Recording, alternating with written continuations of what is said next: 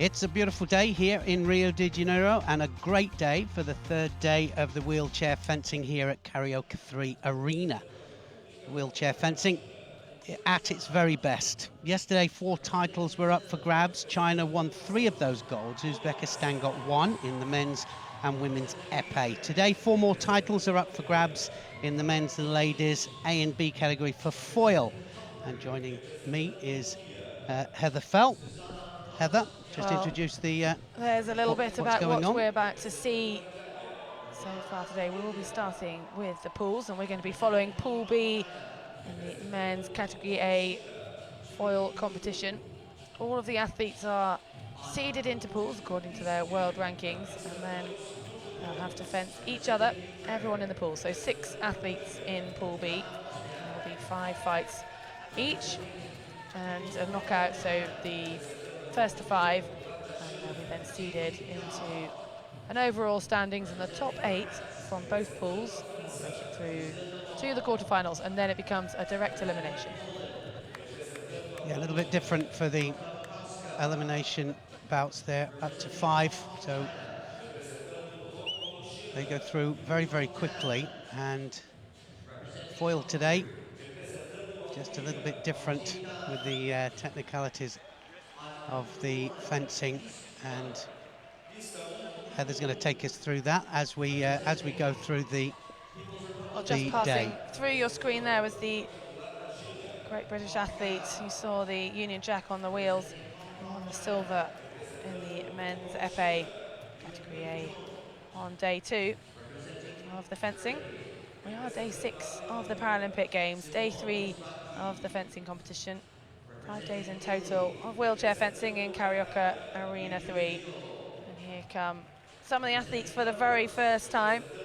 But we've already had sabre and épée so far, so the majority competing in more than one weapon will have already had chance to experience this Paralympic stage in Rio 2016. I was going to say, how difficult is that? Straight off the back of a silver medal in the final yesterday, very closely contested final as well. And Piers Gilliver now here, ready to go again.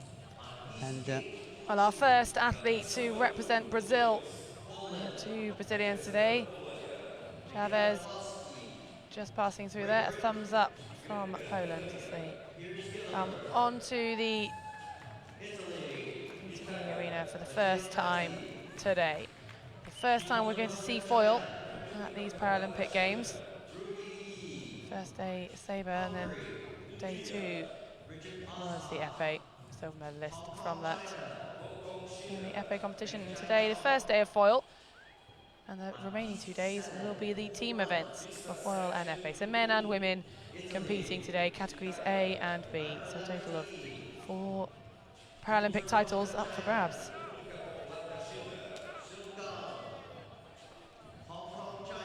we're looking forward to some great fencing. A little bit different from the tactics, Heather, with the foil.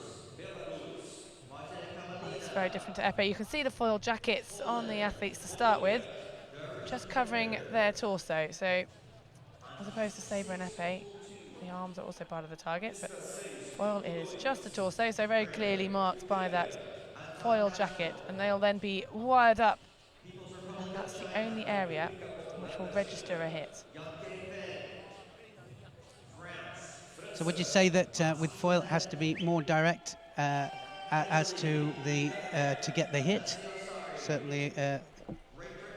Well, in foil fencing, it's going to be even quicker than the épée that we did witness on day 2, because we'll explain as it goes on, but priority is involved, and that will be the person who initiates the attack or manages to change the priority once the attack has been initiated by their opponent.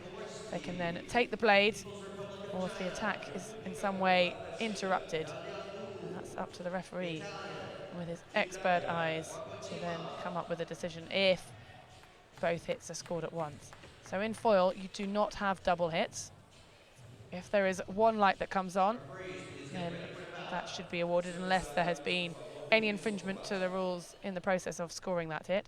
If both lights come on, then the referee will need to reflect on what has just happened and who, in theory, was in charge or who'd started that motion, that phrase, as it's called in fencing. Well, of course, if the referee can't see it either, it goes to video referee, and then they'll decide,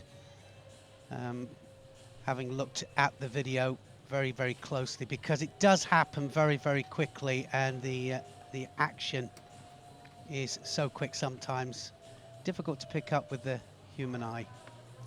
On the video replay, there's a video analysis who's a trained referee and a trained video analysis that he will be sat watching that throughout the whole day. At the Paralympic Games, every single fight will be filmed, so athletes actually have the opportunity to appeal. In the pools, just one appeal per fight. If they use that appeal and it's upheld, then it remains. If, however, they're wrong with their appeal, that is their opportunity over for that fight. In the direct elimination, which is the first to 15, they are awarded 2 opportunities to appeal a decision from the referee. That appeal must be made, though, before the next hit or the next bout has been started. So the first 2 athletes we're going to be witnessing on this Piste 8 for the Category A men's foil competition in Pool B will be Michał Nalewajak of Poland, and that'll be his debut here at the Paralympic Games, his very first competition, his very first Paralympics as well. And he's going to be up against another athlete who's experiencing his first Paralympic Games, although Piers Gilliver, his opponent, already has a silver medal. So that experience gained by Gilliver yesterday could well shine through today. I was going to say, how much of an advantage is it for Piers Gilliver now? Will he be relaxed, or is he going to be tense? Yeah, obviously wanting to, because it was only just, he was the last match on, wasn't he? It's the last final, and here he is, first one on today. Well, no time to celebrate that silver medal. Here, Pool B, Piers Gilliver and Michał Nalewajak. They'll be first to fence to 5 hits. This is Category A, so some of these athletes don't necessarily use a wheelchair in everyday life, but the rules in this competition, it's wheelchair fencing, and they must remain in their chairs at all times during the bout. There is 3 referees, 1 watching the hits, the priority, and 2 watching the athlete's position. So Pool B has Michał Nalewajak, Piers Gilliver of Great Britain, the first 2 we're going to see. Matteo Betti of Italy, People's Republic of China, Yi Ruyi, and then also from Hong Kong, Jiong Mengchai, and representing Hungary, Richard Ozvath. So 6 fencers in this pool, each of them having to fence a total of 5 fights. It's about remaining composure. If you lose one of those bouts to 5, there is no chance to dwell on that. That's the thing with fencing. You cannot be affected by the last hit, the last bout, the last match. There's no time for that until the end of the day. And for Gilliver, it was a smooth run until that gold medal match. And it was close, but he lost out to the world champion from last year. But he won't be thinking about that now. His next opponent, Michał Nalewajak, fresh at these Paralympic Games, day 1 of his competition, also competing in the team épée and team foil, but didn't compete in the individual épée. So still 3 medal chances for the pole, and Gilliver this his second and final event.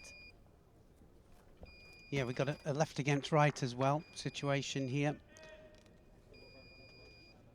And very technical, so they've got to make sure that everything's right with the wheelchair, and that we'll see in a second how they set up the distance. A big smile there. He was smiling all day yesterday, he really was, and just looked very, very relaxed there on piste, and he's ready to go again He already has Paralympic silver medal from yesterday, but he can bank that and he can celebrate later, like you said, Heather.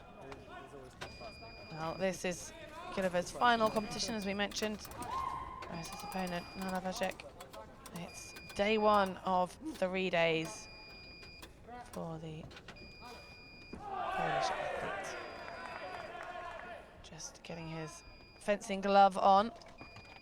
A lot of time is spent in these pools in preparing, making sure the position is secure. The wheelchair is secured to the platform. I'm sure we'll see plenty of that to explain as we go on throughout the day. And the foil jackets need to be plugged in to the circuit, so they are basically electrified. Don't worry, no electric shocks coming from those jackets, but they will be live so that as soon as there's a strike from their opponent's tip of the foil, it should light up on the box, and we'll see that when they test weapons in just a moment. A little bit of conversation between Nala Vajek and Gilliver as they just test the weight and gauge on the tips of the foil. That's to check that they're not too sensitive, because the athletes will want them at an optimum sensitivity, but there is a limit and they have to withstand a certain weight. And you can see they're going to have to move the platforms a little further apart just to make the correct distance between the two fences. Yeah, well, we see a lot of movement on the platform because especially in category A, because of the momentum they build up, they've got a little bit more movement in the chairs, category A, than category B, and so we see a lot of movement along the piece. The actual chairs themselves don't move at all, and the least amount of movement, that's what the athletes want. They don't want movement on the chairs, but sometimes they have to readjust the chairs on the piece. But here we go, we're ready to go. 3 minutes up there, and it's first to 5 in the preliminary rounds.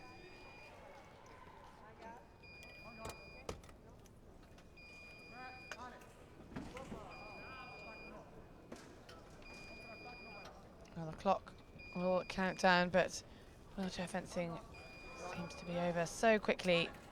There's not much fear of the 3 minutes running out. First to 5. The overall victory is counted, but also the hits that are conceded against the winner. So winning is the main ambition in these rounds, but also winning by as large a margin as possible, because if it goes to count back, and say 2 athletes finish their pool both with 4 victories and 1 defeat, the person higher ranked will be the one with the least hits against them. Yeah, so count that back, very important, and consistency in these pools is very important, isn't it, to get the highest score that you can possibly get. You just see the light continuously going off on the left-hand side, a white light. Now, once they actually score, Gilliver will have the red light, and Nala Vajek will come out with the green. But it just shows that something is faulting at the moment, and it's the technical officials trying to sort out the connection. And that's the body wire plug. Then slots into the guard of the foil. Just try to make that connection a little tighter by widening the plugs. But still, contact is not solving the problem at the moment. And sometimes it can be the athlete's equipment, sometimes it can be the actual equipment provided by the competition. So there's so many different aspects that it can be. It's a matter of trying to eliminate where the fault is. And now they're just testing the body wire. Now, Gilliver's body wire will have been tested prior to the competition. So unless the fault has appeared overnight, it could be something further down the line, but they seem to have solved that now. Tip retested on the foil. And now it's just a chance for the athletes to check, and there we go. See, the jackets are wired up. Once the tip of the foil touches that foil jacket, and we'll see a green or red light, respectively. Anywhere else, the bib of the mask, you can see it's got foil lit. That was off target there by Nalavajek. It's the white light. Double touch. Nalavajek with the priority. Therefore, the referee awarding him the first touch of this pool. Well, I mean, that is so quick, isn't it? And then the referee having to decide there who has the priority. Especially with 5 points. Well, you saw Nalavajek started that with a beat, cart beat onto Gilliver's blade. And again, very quick to get the beat in. And that means Nalavajek, even though a double touch, actually had the priority of that attack. Yeah, straight into a 3-0 lead here. Gilliver off target. No points scored there. Gilliver just checking his jacket is live. Asking for an Allen key. I think the handle of his foil just got a little loose. He's asking to change his foil quite possibly. Speaking with the referee.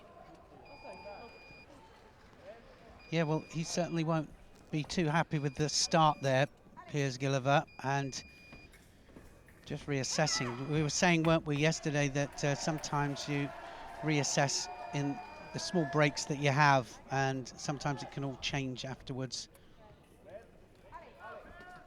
Well, change of foil for Gilliver. Just needs to test weapons against each other to check if any weapons are working correctly. And it all looks good. Only 5 seconds gone. Nalavajek leads 3-0. And Gilliver getting his first point on.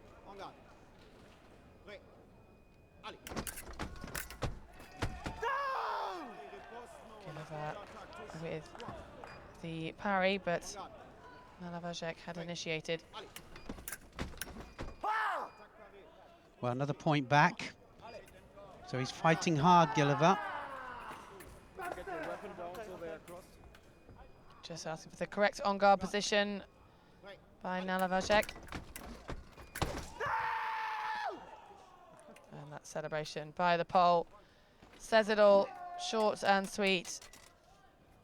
Nalavajek wins 5-2 over Gilliver in the opening fight of the day. Well, that was a good win for the pole, wasn't it? There it is, 5-2 against Piers Gilliver. So Gilliver got to pick this up, but we did see over first couple of days, slow starts, and then they start to come in. Of course, they've just got to get through to the quarter-final stages. Well, it's the top 8 that go through. 6 in this pool, so 4 from the pool. Still plenty of time for things to change for both Gilliver and Nalavajek. But Polish fencer already 1 win under his belt.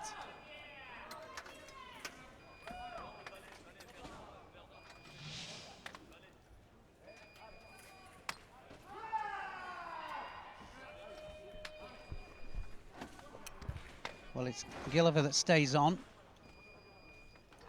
He'll remain on the piste, and this time against Italy, Betty of Italy.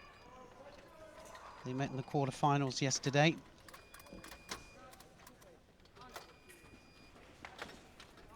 Well, that was obviously in the épée event. So let's see if the tables get turned. He is victorious in the épée quarterfinals. But this, the first to 5, so a very different fight and a very different weapon using the foil.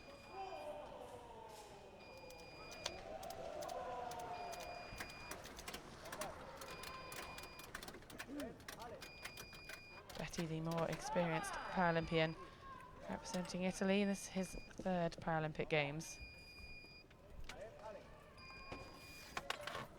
But his best event also the épée. Won the bronze 4 years ago at the London Paralympics. Best result,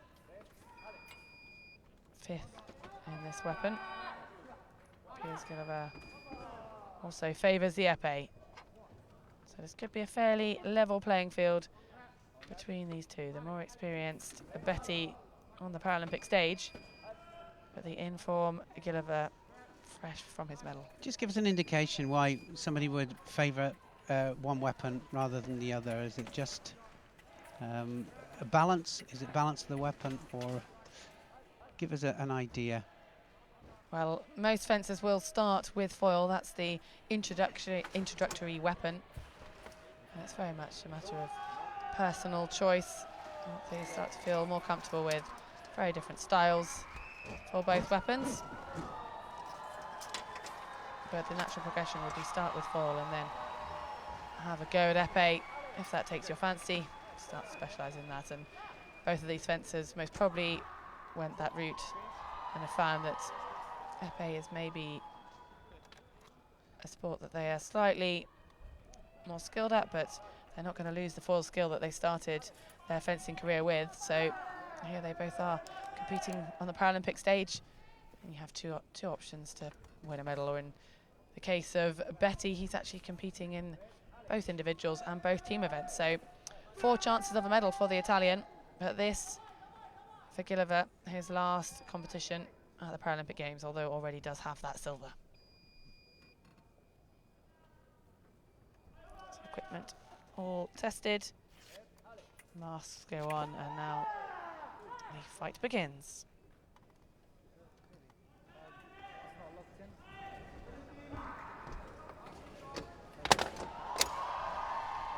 Not sure how far Gilliver thought his blade was going to be flying around, but just asking for the adjuster between the platforms to be moved out of the way.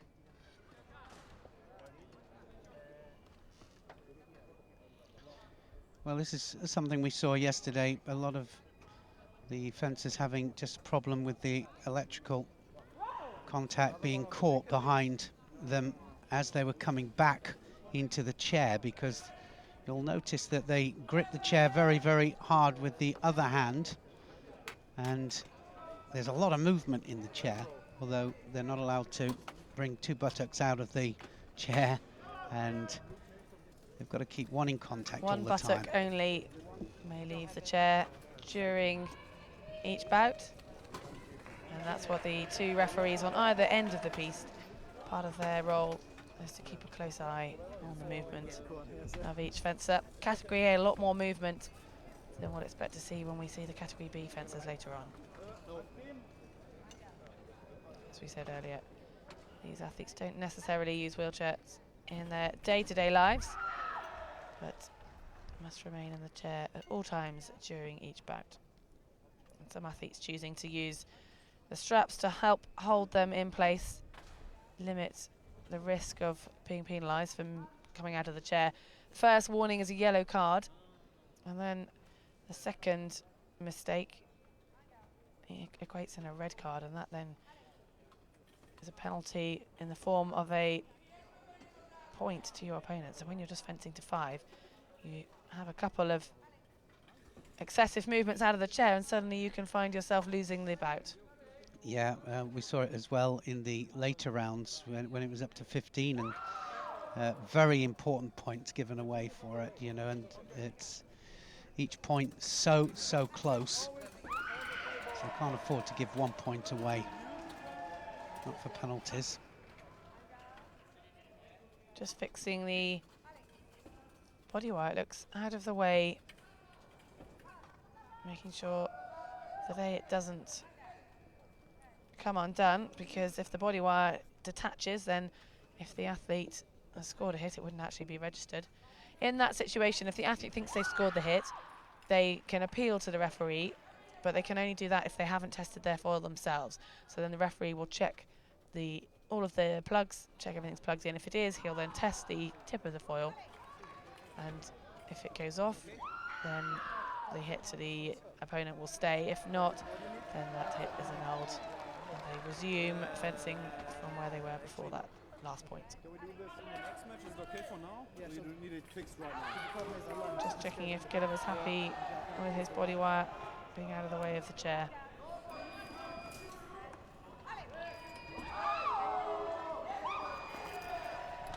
And they lean, we'll see later on as the Fights get more intense, but quite often see a lot of extension of the trunk, leaning back over the side of the chair, and that can be when the body comes into contact with that socket. It could cause a discomfort for the defender, but more worryingly, the plug could get caught and come undone. But all seems to be sorted. We're ready to start the second bout of this Pool B men's category A foil competition. Gilliver off to the early start. Yeah, certainly a different approach this time. 2 points up straight away there to Gilliver.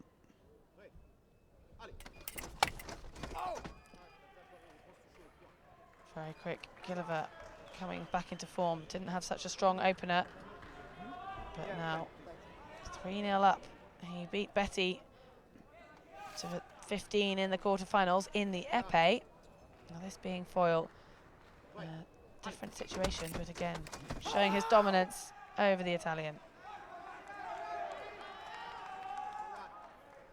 Yeah, definitely started with a different snap to it in this bout, and is that going to be 3-2? It is 3-2 now. Betty coming back into it.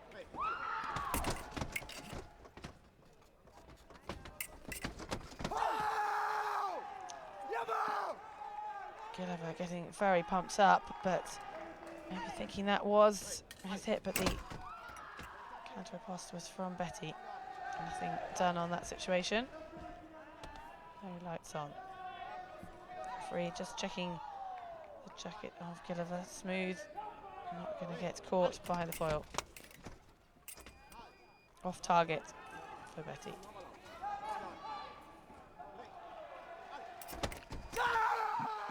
Well, now the Italian taking the lead for the first time, and only one hit away from victory in this pool fight.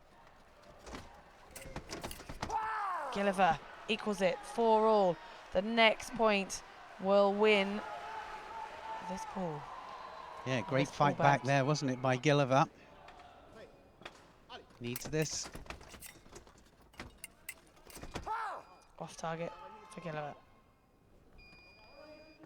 Well, Gilliver thought it was on target and then just asking the referee, and it turns out that the connection had come undone. The referee will keep it at 4-all. And Gilliver wins his second pool fight. 5 hits to 4, very close with Betty from Italy. Yeah, he'll certainly be glad to get that one under his belt. You can see it there. 5-4 to Gilliver. Bit of a shaky start, but he'll fight back, of course. Difficult. Silver medal yesterday, but he's got to start all over again. Matteo Betty took him very, very close. You can just see how much the fencers are leaning out of their chairs in that slow motion. Look at that. Betty just managing to keep his left buttock in the seat.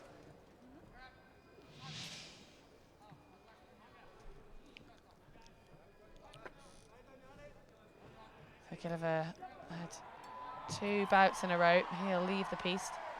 Betty prepares to face his next opponent, Yo Rui from the People's Republic of China.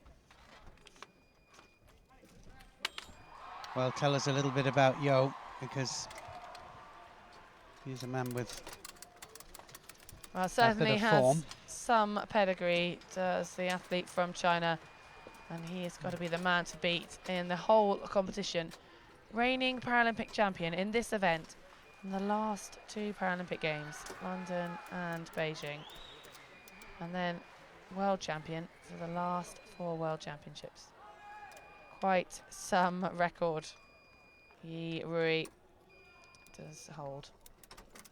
Yeah, well, he was also Paralympic champion as well in the sabre in 2008. But yeah, like you say, he's got such a record, such consistency, so he is the man.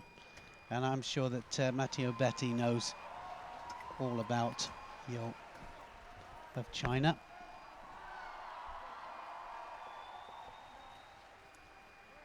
Betty looking a little pensive as he prepares for his next round. Best he's finished in the foil event, 5th 8 years ago at the Paralympics in Beijing.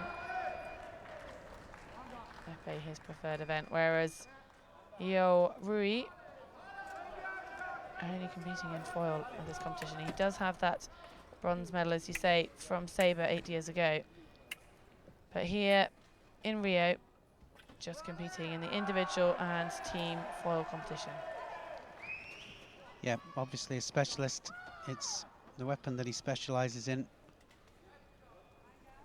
The ones that have just joined us, this is wheelchair fencing, and this is category A here in the foil competition for men. And, well, category A have a good sitting balance, either with or without support of their lower limbs, and so they got a bit more movement in those chairs than the B, and we'll go through when the B category fencers come out just how that makes a little bit of difference. We get a little bit more movement in the, well, from the chairs on the platform, but you'll see that a little bit later on, certainly in the later rounds when it's 15 points to decide the winner. Early rounds, 5 points, so it's over very, very quickly.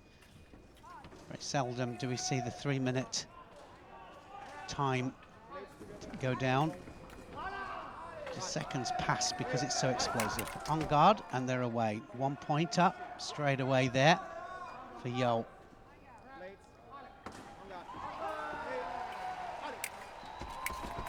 Oh, 2 points up there for Yo. So quick.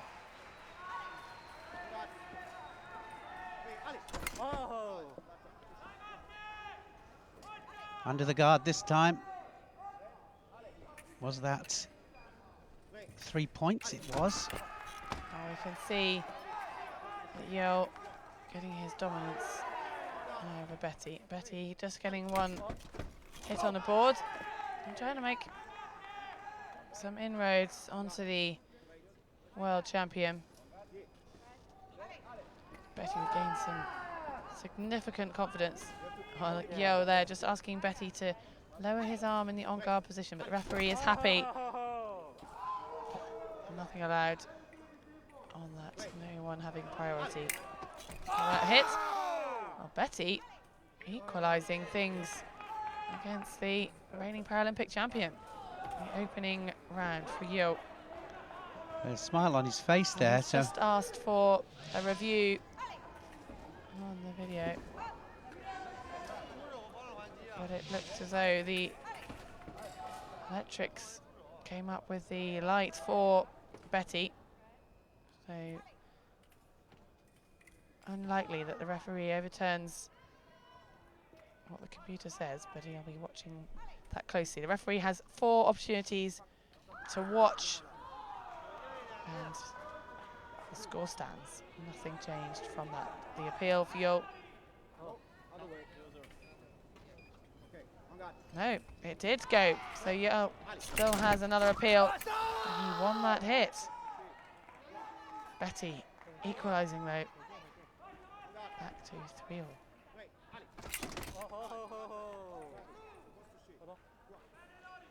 The counter parry from Yo, giving him 1 point advantage off target. Well, it has that air of confidence, doesn't he, Yo? And there it is. It's all over 5-3, but credit to Matteo Betty because he brought it up to 3-3 there. Just give him a little scare to Yo. And, well, the Paralympic champion just showing his confidence, extreme confidence there in the chair, and knew exactly what he wanted. And like you say, he appealed that one particular movement and won the appeal, got the point.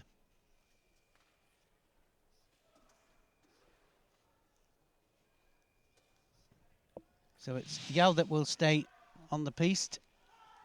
Matteo Betti, first 2 contests he's lost, but still has chance to come through the pool. Everybody competes against everybody, remember, in the pool. Well, Yo might be the 2 times reigning Paralympic champion and the last 4 years world champion, but only ranked 4th in the world at the moment. So that could well shake things up in the pool a little bit, because the pools are decided according to the world rankings.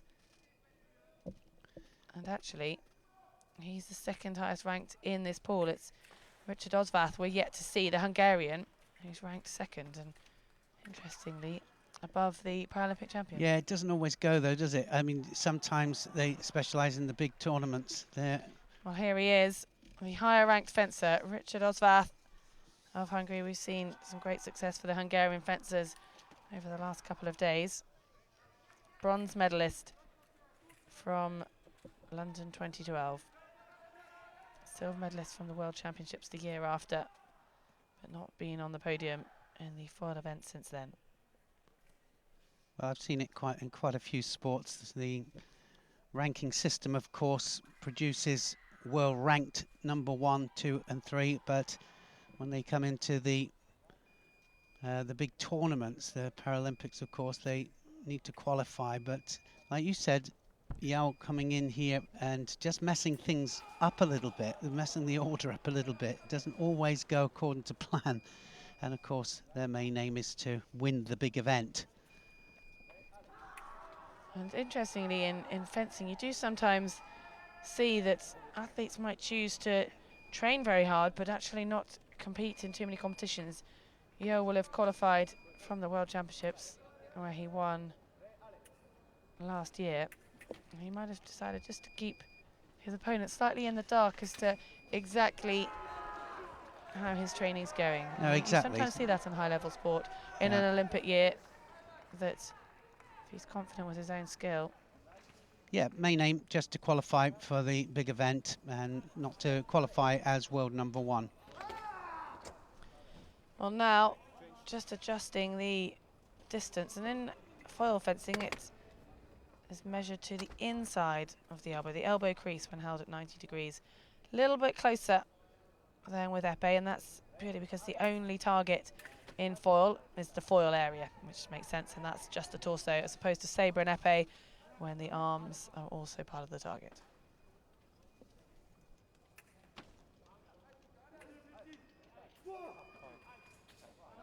So just checking the tip. Everything seems to be okay, and we're just ready to start this 3rd match.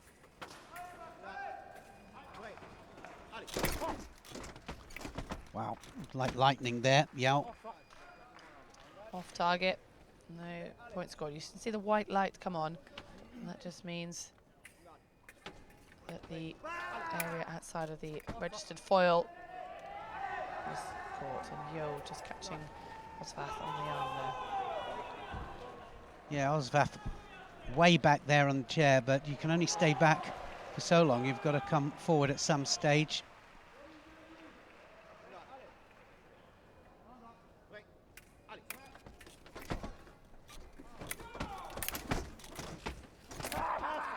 Well, let's see, Hungarian gets the first hit, 1st to 5 in these pool fights. Quick reaction there from the gold medalist in Beijing and London. Wow, so quick there, isn't he? Just really explodes off the blocks.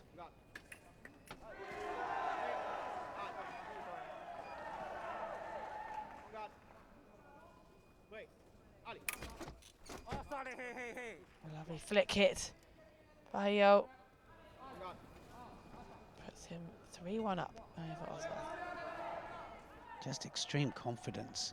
And just a little bit about the difference, Heather, about the 5 points, and then obviously so different. It's over so quickly, isn't it, with the 5 points, but this is just to qualify for the later rounds, which are over 15. Well, we've seen how the yellow card awarded there to Yo. If he receives one more, it will be a point to his opponent. So do we know why yellow card? The amount of movement between these two fencers quite extreme. And a mistake there by Osvath, looking at the box, looking for the light, but still managed to counter-attack and come back with the point. Now that looked, I think both fencers thought a hit had been scored on either side, and nothing had actually happened. Yellow card for Osvath. Yeah, those yellow cards critical here now, and that was for jumping the gun there for Osvath.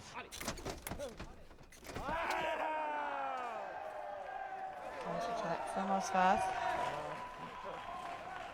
And Yo thought he'd had it, but the referee awarded the point to Hungary, but now just going to verify. Well, there looked as though it was on the body first for Yo. Yeah, well, when he appeals, he doesn't. He didn't lose the last appeal, and seems to know. So it definitely was his. So that hit taken away from Osvath, awarded to Yo. Suddenly the scoreline very different. Osvath back in the game.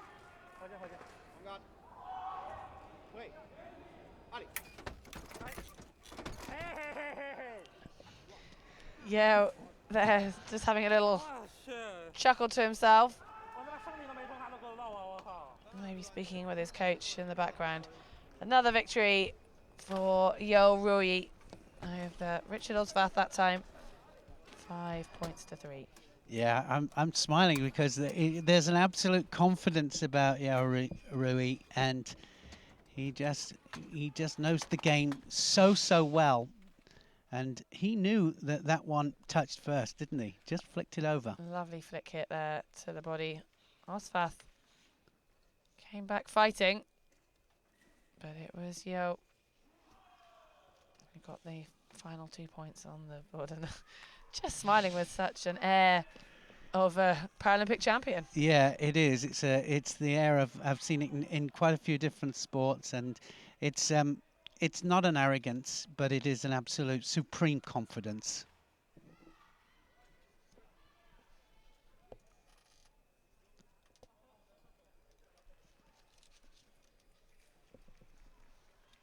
Wow, some great fencing so far in this opening pool. In Category A of the foil here in Karaoke 3. Tell us how the appeal were, because we actually saw one of the appeals there, and we saw the penalty given, and it was because of body positioning. Just introduce this one, Heather. Well, the next fight, we see Osvath remain on the piste. And in wheelchair fencing, this is to limit the amount of time needed to move the wheelchairs onto the platform. So each fencer, until we get towards the end, and then the rotation has to change. Cheong Meng Chai, the new fencer, onto the piste. His first fight of the day, but Osvath remains. So then we'll see Cheong Meng Chai remain on for his 2 fights. We go through like that until it no longer matches up, and then it'll be on-off. But it's just to save some of the time and effort that is required to secure these wheelchairs to the metal platforms. The distance has to be checked and quite often changed between each fencer, but that's done in between the platforms. You can see the Rio 2016 organiser just closing the distance between the two. The foil needs to reach the elbow crease of the opponent. Referee's happy, athlete's happy. Osvath giving himself a little wake up. Needs to come back from that defeat against the world champion. A tough opening fight for the Hungarian. Yeah, well, when they're having to compete 2 weapons, like you say, sometimes the teams as well, they're on piste a lot. It's a lot of concentration, isn't it? Certainly is.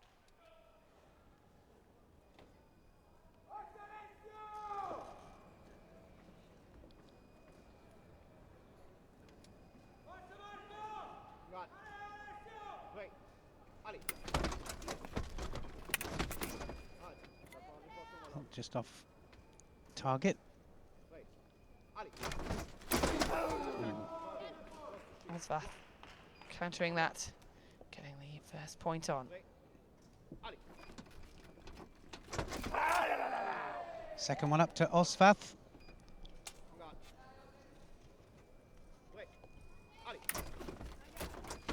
He's a very aggressive fencer, isn't he, Osvath? He's starting to show his form now.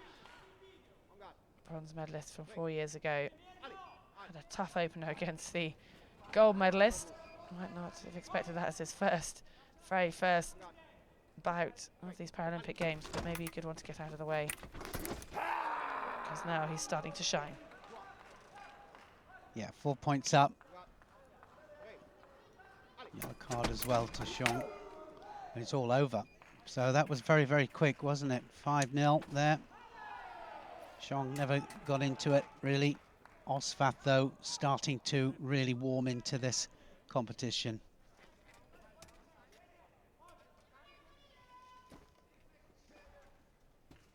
So he'll be a lot happier about that. He really will. Just rechecking tip of his foil. Now, if it failed, he'll be able to change that without any penalty. That's after the fight, nothing to do with the last fight that happened. A real convincing win, 5 points to 0. Don't think we've seen that yet on P-State and any of the weapons, so Osvath just making up for that slightly slower start against Yo. Well, you were saying that that could make a difference here, and you can see who's top at the moment, but still early days here. Euro of China top, and Michael Nelewajak of Poland, Richard Osvath there, but it's still early days. Well, it's Nelewajak next on to P-State. Chong Menchai, Hong Kong. Got a little bit of a turnaround to do after losing that fight so dramatically, 5-0 over Richard Osvath. He needs to refocus now and come back with a fighting streak if he's going to be in with a chance of making it through to those quarterfinals.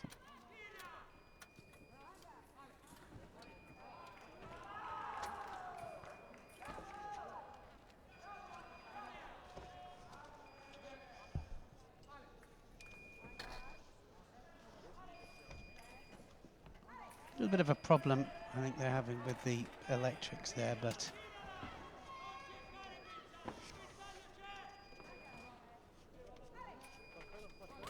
in theory, this fight might be a little closer. Nelewajak not ranked as highly or with as prestigious results as Chiong's previous opponent, Osvath. Silver medal from the team event at the World Championships last year for Nelewajak, but never an individual medal. Both of them, sorry, Nelewajak competing in his first Paralympic Games.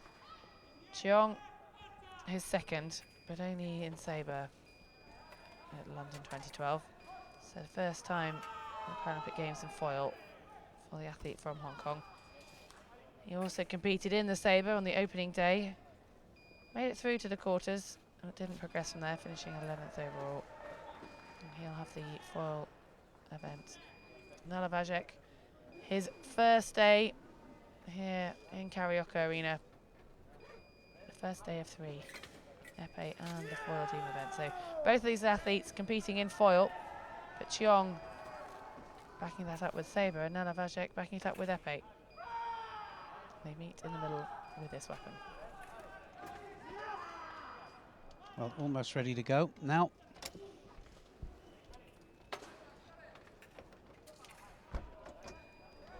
Nelewajak of Poland was born with cerebral palsy and well, severe kidney disease. So, but in category A here, so it means that still has movement and able to move freely in the chair.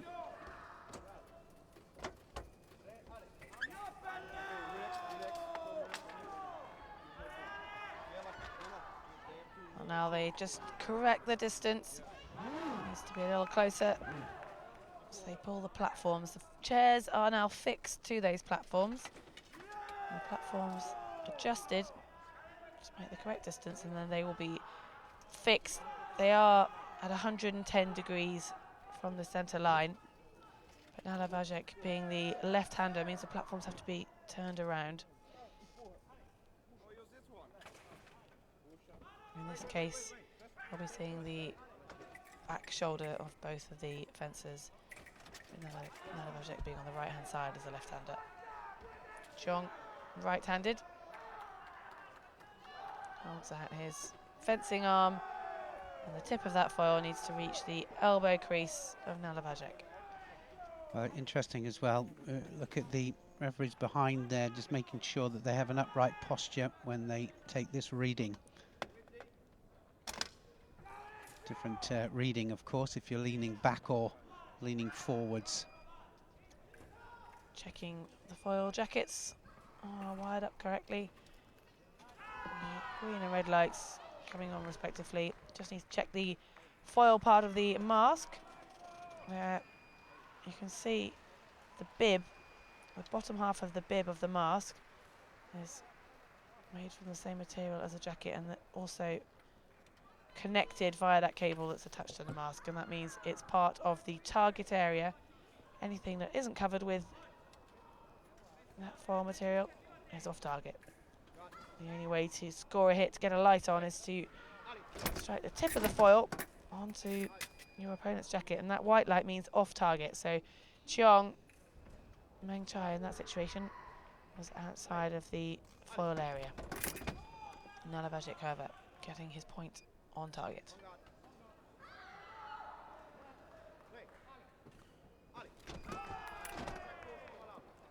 Well, they have been asked to bring the weapons down for the on-guard position. Nawal Jack there just a little bit high.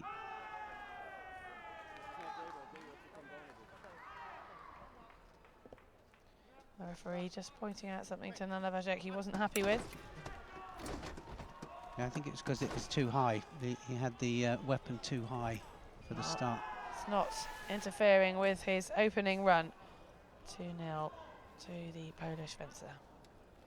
Just really tightening his position in the chair, up with the leverage that he can get when reaching forwards, and ensures that he doesn't get any penalties for coming too far out of the chair. Off target though, clock automatically stops when any hit is registered. Cheong had the red light, but the referee disallowed that hit.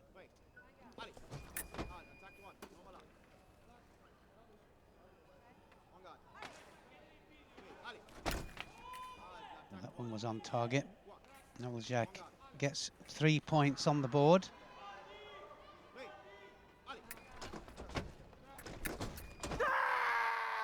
Well, it's looking good for the Polish athlete. He's starting to really find his groove.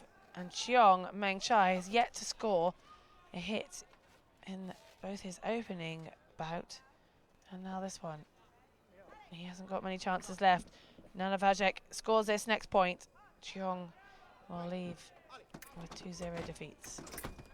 Off target for the athlete from Hong Kong.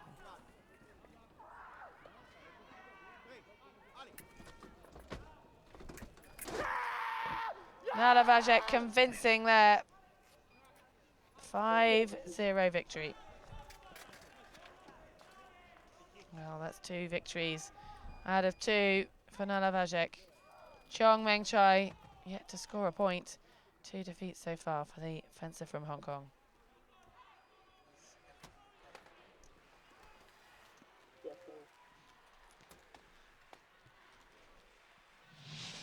Yeah, well, he certainly looks happy with his opening bout. Just parrying that attack there from Cheong.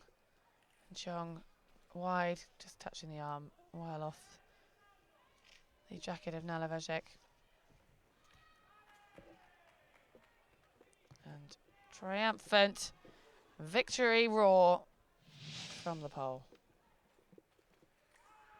Looks happy with his opening start. So Chong leaves the piste a little empty-handed. You can see at the bottom there, along with Matteo Betti, both losing their 2 opening bouts. Here's Gilliver and Richard Osvath. 1 victory, 1 defeat, but it's Mihail Nalavajek and Yo Rui of the People's Republic of China, who have 2 victories in their 2 opening bouts. Good start for Poland and China.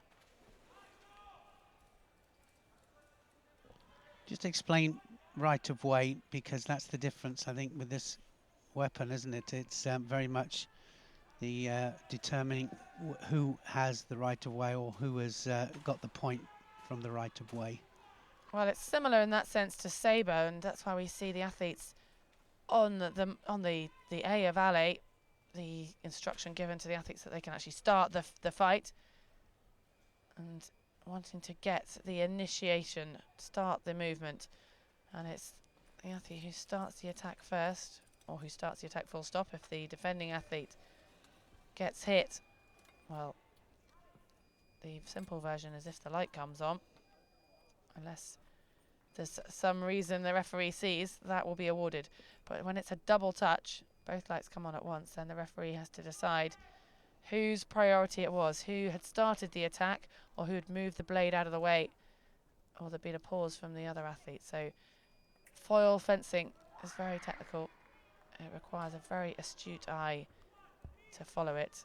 The referee occasionally will refer to his video and analyzer, and sometimes we see, as we've had in the first few fights, the athletes, they're not happy with the result from that referee. They'll ask to have a look. Just 1 appeal allowed per bout. Betti for Italy comes back onto the piste. Not a great opener for the Italian. Lost his first 2 bouts, whereas Nalavajek, the Pole, off to a very strong start. Yeah, we see some of the fencers just taking a little time just to settle down, but like we said earlier on, the preliminary round's very, very quick, and especially the foil here. A on the alley is what we'll be picking up on, because the athletes just exploding off the blocks, they really do. And that 3 minute there that's up, which is the amount of time for each bout, well, we don't get anywhere near that.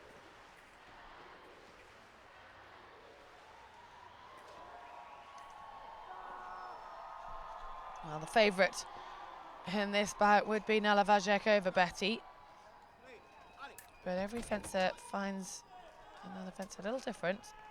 Doesn't look as though that's giving Nalavajek any difficulty so far, getting that first hit on inside a second of the clock starting.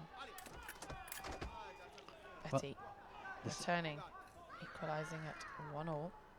I'm going to say the clock hasn't started yet, which is incredible, isn't it?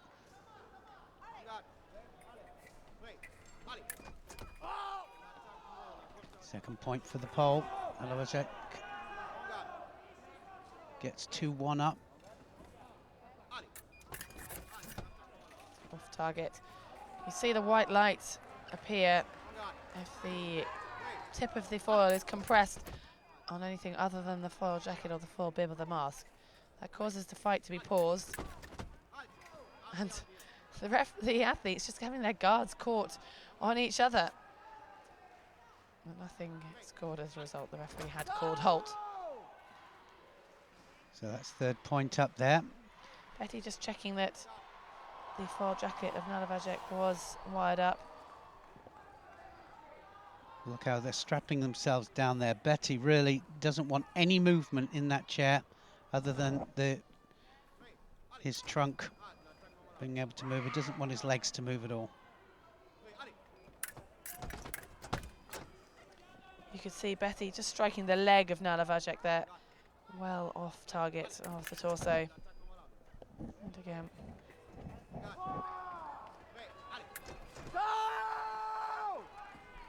Well, now starting to get into his stride there. Big celebration. 2 points apiece. Very quick off the mark for Nalavajek. But only some pressure put on him by Betty.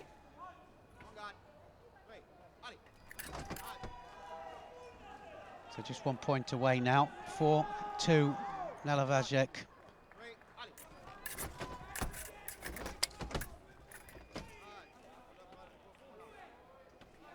Got caught on the way in there.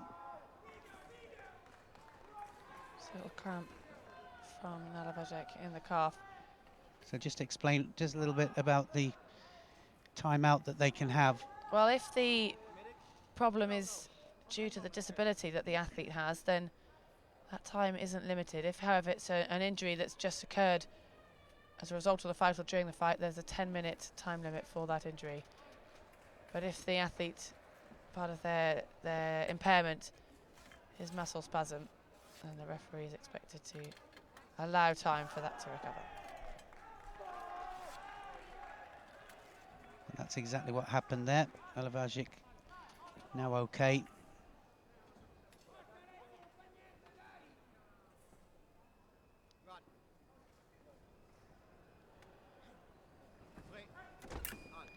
Well, incredibly quick reaction from Betty, but that was a bit too quick just before the referee had called alley, or called start, for those not good with French. Well, that double touch was the priority for Nalavajek of Poland, and that gives him the victory. However, Betty just asking for it to be reviewed.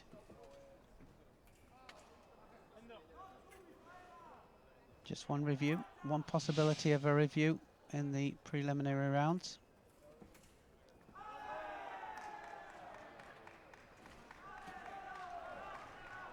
Referee allowed to watch it 4 times, but he can also ask the opinion of the video analyzer, explaining what he saw to Betty.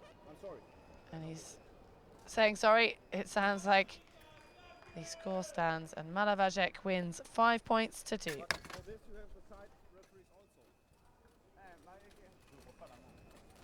Hands have been shaken, so the score confirmed. Nalavajek 5, Betty 2. But the Italian seeming frustrated with that decision. Yeah, big sigh up there. He is not happy about that at all. Confirmation there. Nalavajek of Poland gets the win, and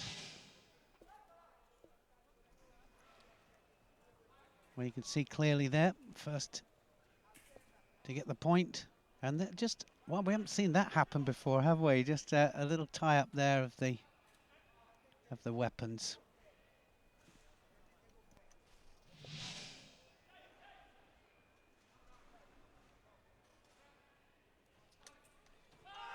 So Nalavajek, him and Betty, the only 2 athletes to have fought in 3 of the 5 bouts so far. Well, that, as a result, puts Nalavajek out on top. But Yo Rui, 2 out of 2. He is hot on the heels of the Polish athlete. And Richard Osvath, along with Piers Gilliver, winning 50% of their bouts so far. Betty stays on, and it'll be his 4th bout out of the 5. Not a great start. He won 4 hits, losing 5-4. Then he lost 5-3, and the last match for Betty, losing 5-2. Well, now he faces the bronze medalist from London, Richard Osvath. It's maybe one of the tougher bouts for the Italian coming up.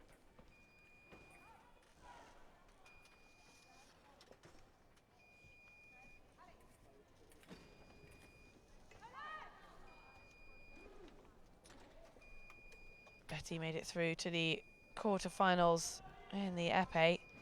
Didn't manage to progress any further than that on day 2. Richard Osvath, his first appearance here at the Paralympic Games. Sorry, correction there. Osvath, his second appearance, and already has a silver medal from the sabre event.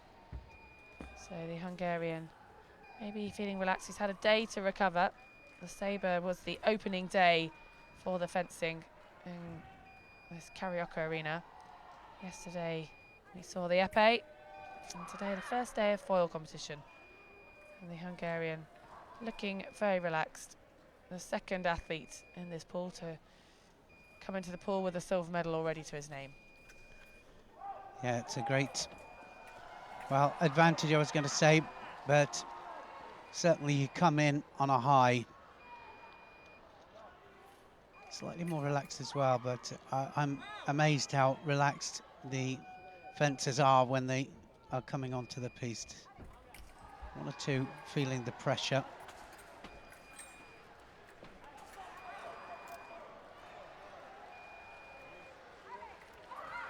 Well, it's all about knowing your equipment, isn't it? How important to know your equipment well, what's good for you, and exactly how you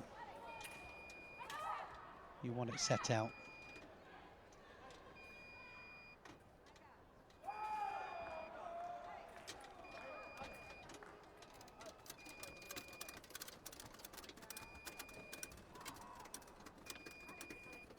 They don't want the wheelchair just to move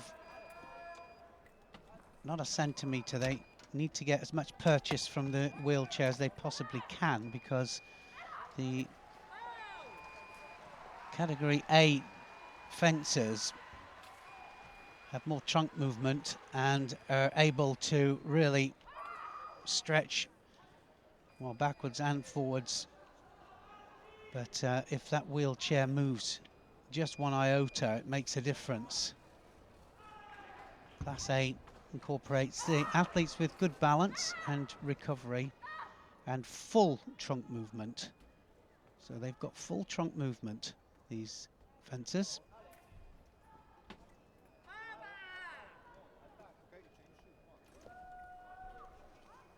Betty desperate for a win. This is fourth bout of the 5, and yet to win one of those.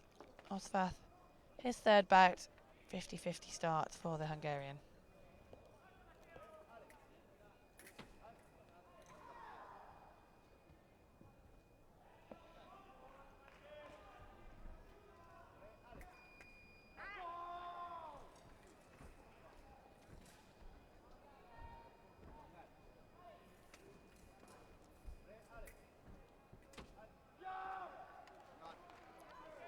So on guard, ready to go.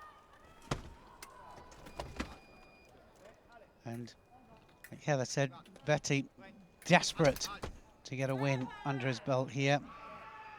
And he gets a yellow card there, and I think a little bit about the posturing in the chair.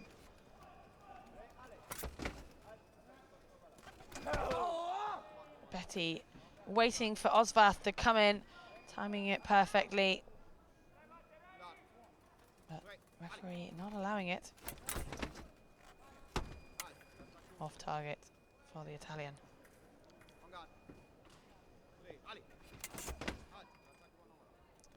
Osvath also off target, still 0-0.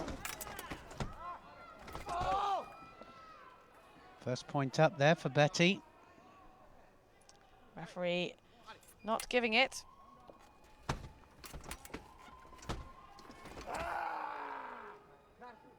And we have a point on the board. Richard Osvath had the priority on that double touch.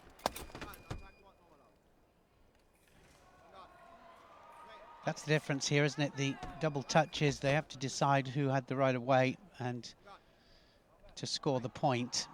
Different to what we saw yesterday in the épée.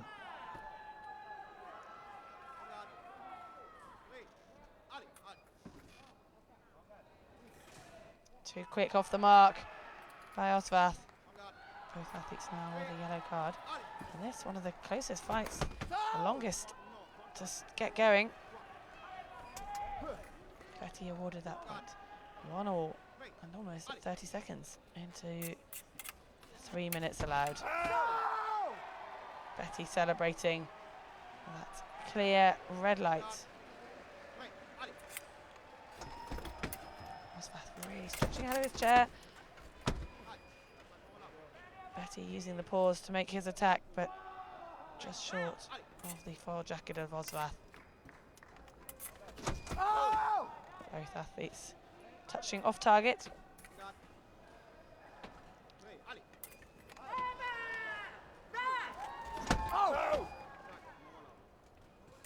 Well, that was a good one there from Osvath, wasn't that 2-all? Didn't get it.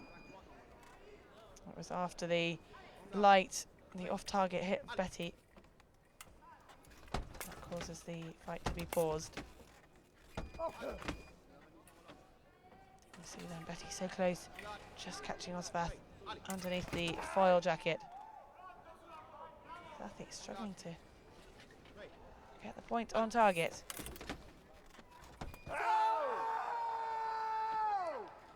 Betty was certain of that one, but Osvath not so. The referee gave it to the Italian, but now an appeal has been lodged by Osvath. Quickly decided. Now, here comes Betty. We didn't see the full replay, but it was given to the Italian. The point stood. Well, we've seen a lot of off targets here, aren't we? I'm wondering, is it because it's left against right? That arm protecting the jacket.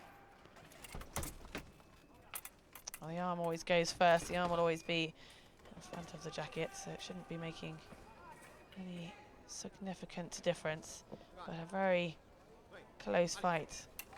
And one of the longest fights was, I think, Osvath, who would have been maybe the favourite in this bout, trailing 3 points to 1.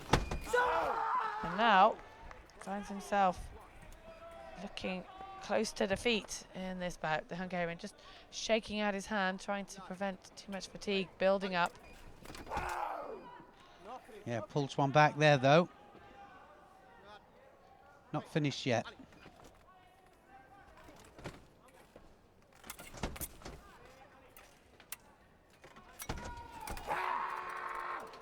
Celebration from Osvath. He's on the way back. Still 1 point behind Betty. Betty just needs one more victory to win this bout. Yet to win a bout. It's 4th of the match.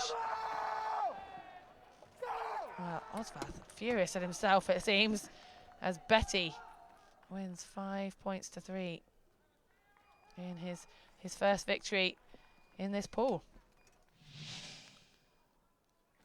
Well, like you said, it looked to be Osvath, the favourite, but it's amazing how it just changes, and Betty was desperate. A little bit of desperation seemed to be creeping in, but he wanted that so badly, so he gets the win.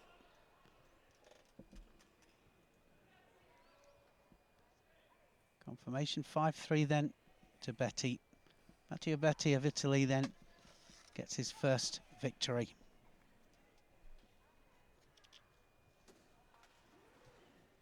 Well, Betty just one bout left.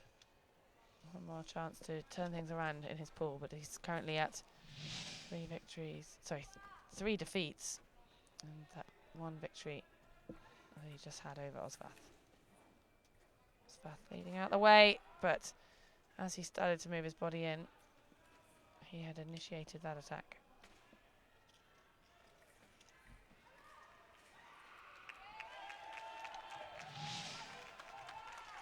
Here's Gilliver, the next opponent for Richard Osvath, as they prepare themselves on this P-State. Let's have a look at the standings. It's still Nalavacek, who's completed his 3 bouts, 3 out of 3.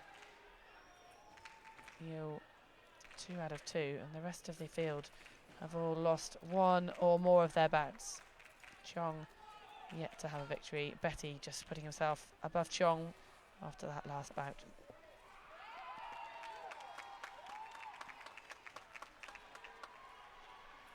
Here's Gilleva against Richard Osvath in this next bout.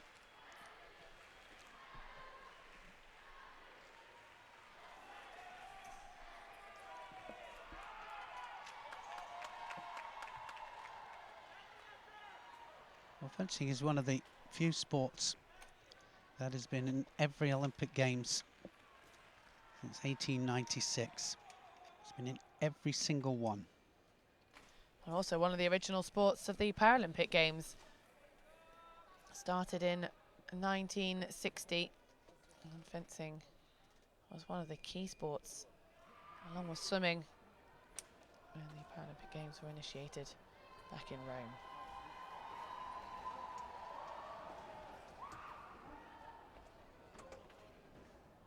Well, it's progressed since its initiation, and now all three weapons are contested for the men. Foil, as you see here, épée and sabre, and then actually for the women it's just foil and épée. Team events in the foil and épée for both men and women. So 2 more days of fencing competition after this, and that will see all of the team events contested. This is the first day of foil fencing on day 7 of the Paralympic Games.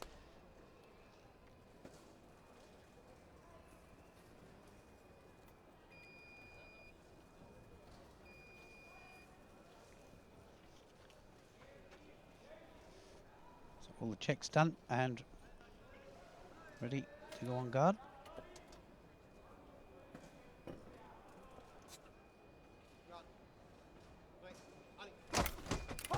So quick in there, Gilleva, straight away, got a point. Just exploded into that.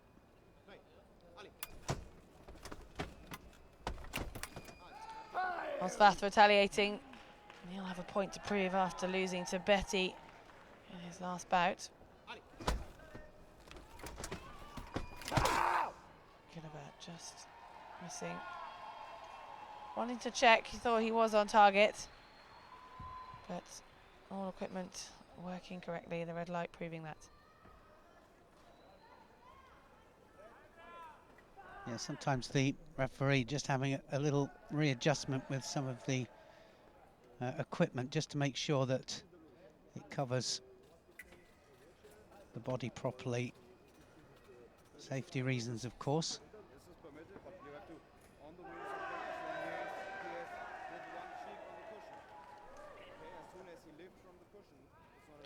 Referee just discussing with Osvath the amount of movement the Hungarian's having in the chair, and only allowed to have no more than 50% off the chair, so one buttock must at all times remain in contact. The referee behind the athlete there, that's part of his job, just to keep an eye that there's not excessive movement. Well, yeah, especially in this category A, the movement that they have full movement in the trunk. Another point up there to Gilleva. 2-1 up, Gilleva.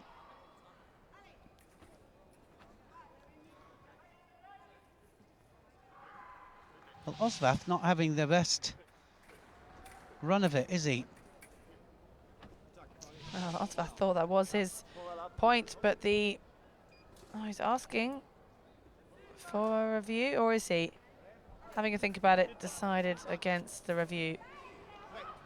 Well, the point was taken away. It's 1-1. No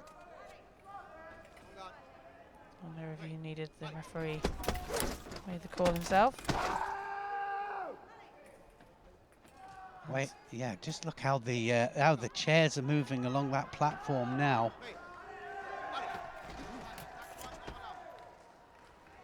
The Hungarian really active in his chair. The slightly larger of the two athletes.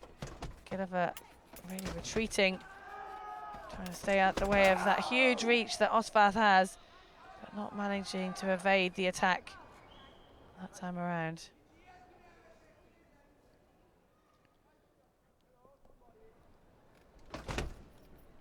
Osvath just trying to move the platform himself. Well, I yeah. think the helpers have been called because you can see Gilliver's platform getting very close towards the end of the piece. Yeah, well, that's the first time we've seen it actually rotate that way, because quite often it'll move along the platform there, but actually it started to twist. So it just goes to show how much they're actually getting rotation there. The trunk's actually rotating, trying to find the target, and it's rotating the chairs off the platform.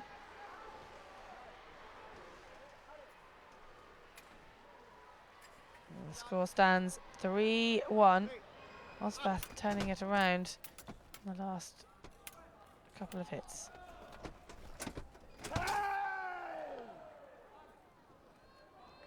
Osvath now 4-1 up. One hit away from another victory. Off target that time. Thought he was, but Gilliver just saying no, it was my shoulder.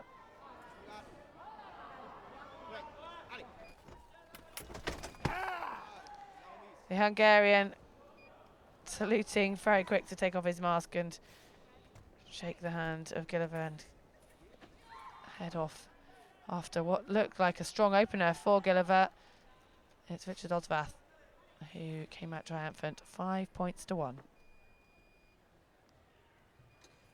Well, Gilliver will stay on piste, but good result there for Osvath of Hungary.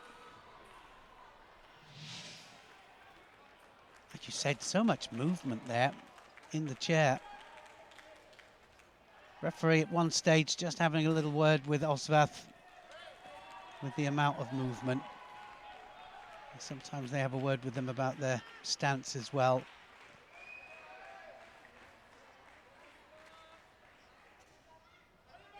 Great win there, and Gilliver now will have to try and recover.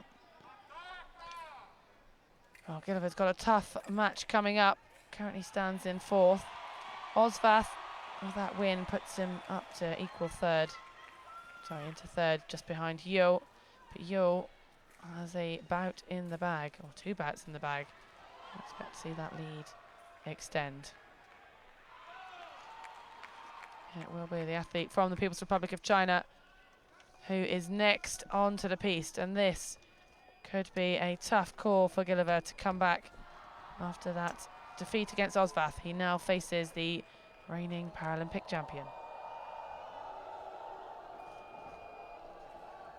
Yeah, every time he comes onto piste, Yao just looks so confident.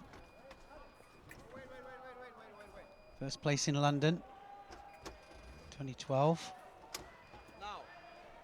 First in the team as well at the 2012 Paralympic Games.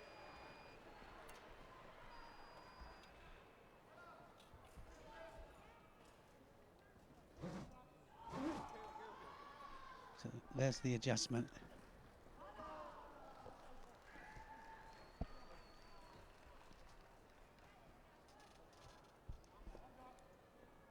Well, we've only seen Yo compete twice so far. He's only had the 2 opening bouts. This for Gilliver is his 4th. So Gilliver only 2 more chances to get some victories on the board. 1 victory, 2 defeats from the athlete from Great Britain so far. Whereas Yo already has 2 victories and still has 3 bouts left.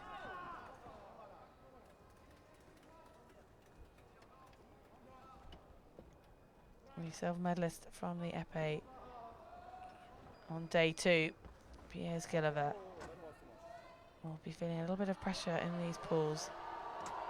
Épée is stronger of the 2, the foil in a sense a bonus, but this is his last chance to compete at these Paralympic Games, and he'll want to go as far as he can. Yo purely competing in foil, both in the individual and the team. And the more experienced of the 2, this being his 3rd Paralympic Games. The fresh face of Gilliver. Silver medal in his very first Paralympic Games, very first Paralympic competition. He'll just be gaining extra experience at this stage still hoping to make it through to the quarterfinals.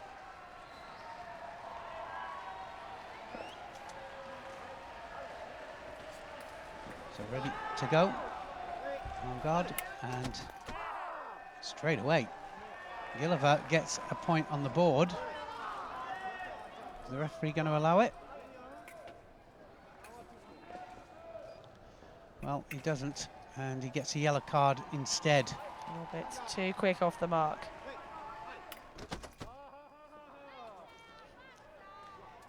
Yo, seeming so confident every time he does score a hit.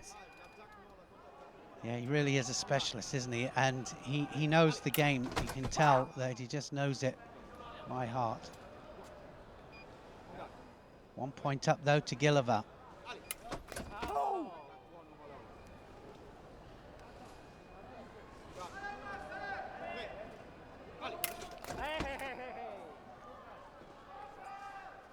Second point up there to Yo.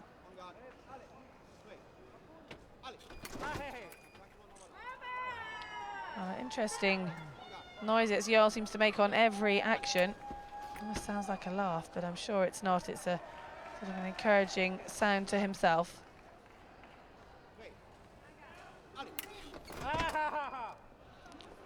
Yeah, I think you're right. It is. It's just it is full of confidence and just knows the game so well. He knows when he hits first, and 3-1 up already against Piers Gilliver. Just off target that time, though.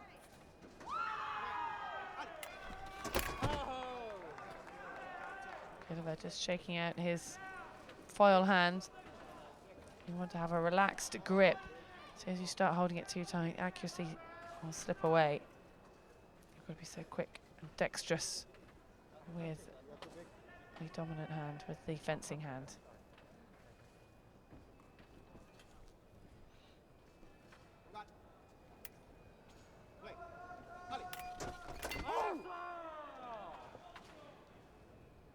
Gilliver asking to use his one chance at a review. However, if it's successful, he'll still have one left to use. Well, one chance in these prelims, but when it gets to the knockout stages, it's 2 chances. Unsuccessful for Gilliver. He'll just 1 point away from another victory.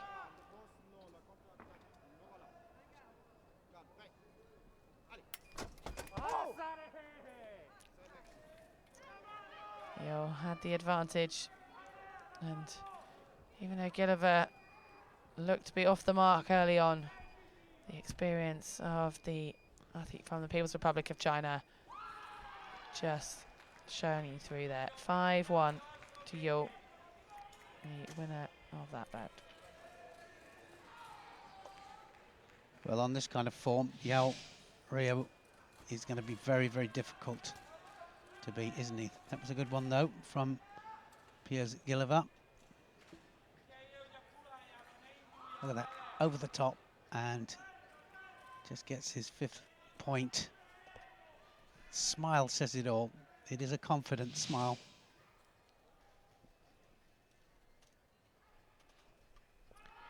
Well, that now puts Yo Rui equal with Nalavajek. Both competed in 3 bouts, 3 victories for the two, so it could well be it come down to the decider when they face each other.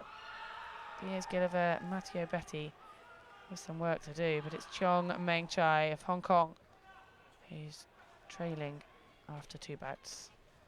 Although he does have a couple of bouts in hand. It'll be Chong Meng Chai who comes onto the piece next.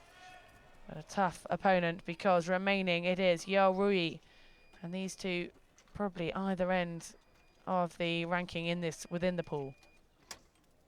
Chong Meng Chai, the lowest in the world ranking in this pool, ranked 15th, up against the reigning world and Paralympic champion.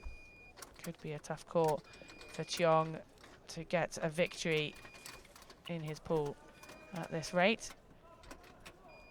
Yao Rui, 3 bouts, 3 victories. Chong Meng Chai, where's he really looking very confident, doesn't even look to have broken into a sweat at this stage.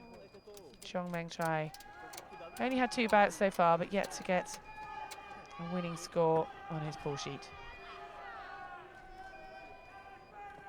Yeah, big smile on Yo's face there. Very relaxed. And extremely confident.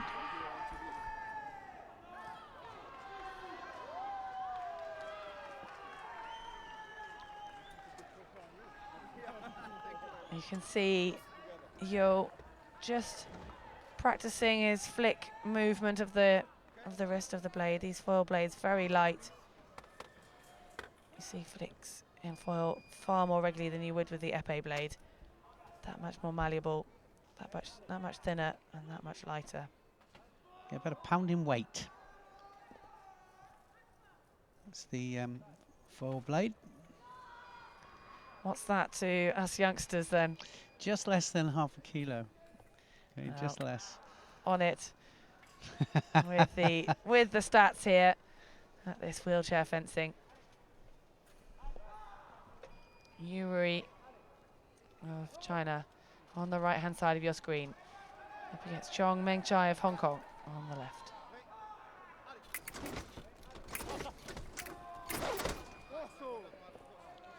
Well, Chong Meng Chai celebrates that hit. He's very happy to have a score on the board against the defending champion.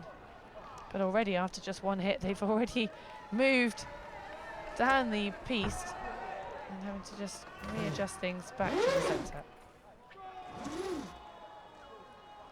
Yeah, well, they've got to be central to the referee and to the scoreboard. Obviously, you're going to get some movement. So now we'll see how you is under a little bit of pressure. I'm sure he's not too concerned at this early stage, especially with the form he's on and already equalising to 1-all.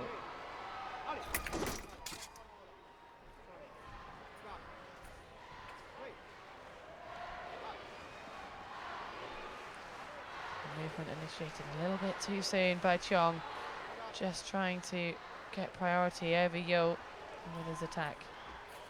Yeah, just trying to jump the gun, wasn't he?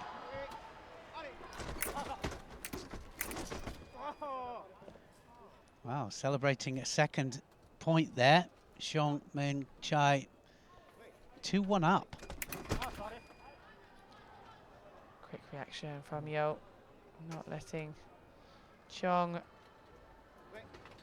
last long in the lead. Yeah, just off target that time.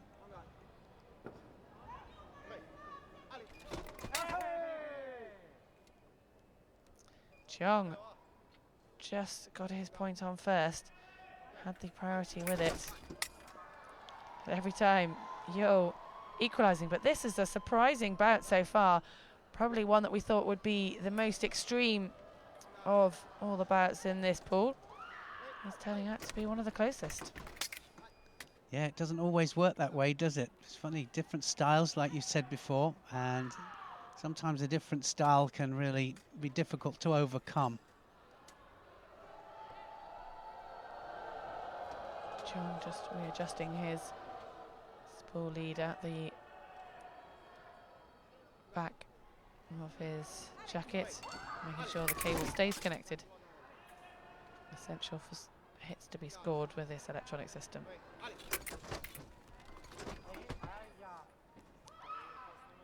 Off target again. Close one. So made to fight for every single point here. Well, Yo, the first time actually taking the lead in this bout.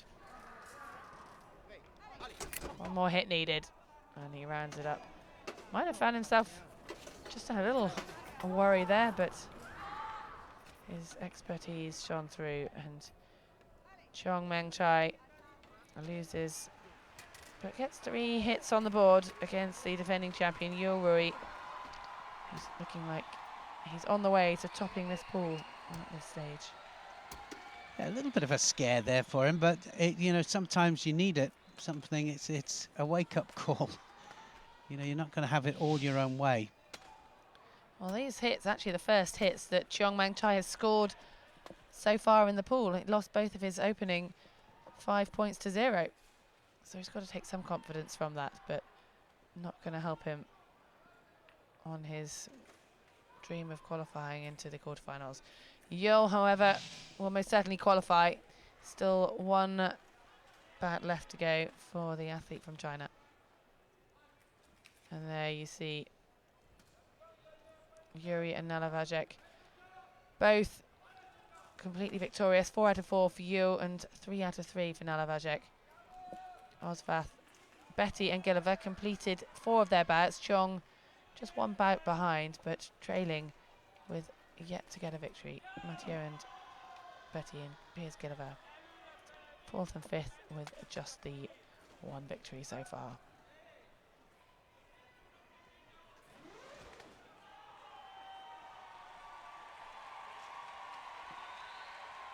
Well, now the orders just have to change slightly in order to make sure every fencer fences every fencer. So we have 2 new athletes onto the piste. It's Richard Osvath, the Hungarian.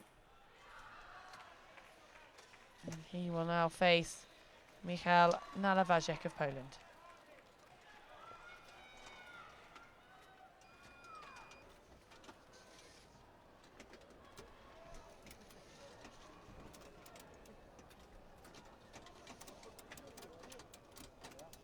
Osvath just relaxing in his chair whilst Nalavajek waits for his wheelchair to be securely fastened to the platform. The bronze medalist, Osvath, from 4 years ago. Currently sitting 3rd in the rankings of this pool out of the 6 competitors, which is Nalavajek, who sits up on top, having not lost a bout yet. Still 2 more bouts to go for the Polish athlete. Osvath, this his final bout. 50-50 so far for the Hungarian. A win over Chong and a win over Gilliver, but losing 5 points to 3 over Yo and Betty, and that's a slight surprise early on. Well, just a little bit about wheelchair fencing, which is for athletes who've had a spinal cord injury, quadriplegic and paraplegic, or athletes with lower leg amputation, cerebral palsy and other physical disabilities which require the use of a wheelchair.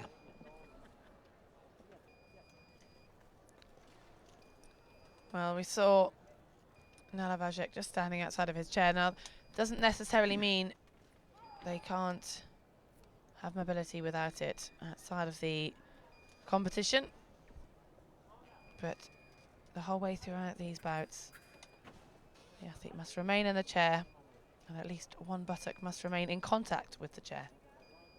And the extra referees on either end of the piste, that's part of their job, to keep an eye on the movement that comes from the body, from the trunk. And these athletes so explosive with their movement, so much of it coming from the trunk, helping them close that distance, initiate the attack, but also in defence, moving away out of the distance of their opponent. And that extra movement that they have, the upper part of the trunk, makes a difference with the amount of momentum that they can gain, and that's why we get more movement in category A than B.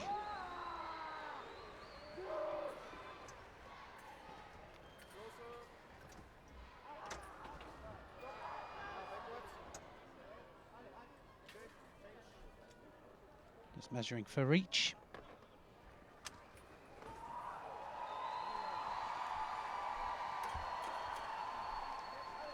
We watched some holding onto the chair so hard, weren't they, yesterday, that it was really, they're having a real problem holding. Well, especially some of the athletes who might have a weaker back arm. You can see Nala Vajek just using some straps to keep his left arm out of the way and to be able to lever himself.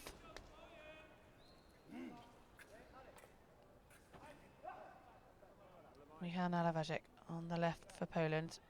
He's looking for red lights, and it's Richard Osvath, the Hungarian, who straight away gets a green light.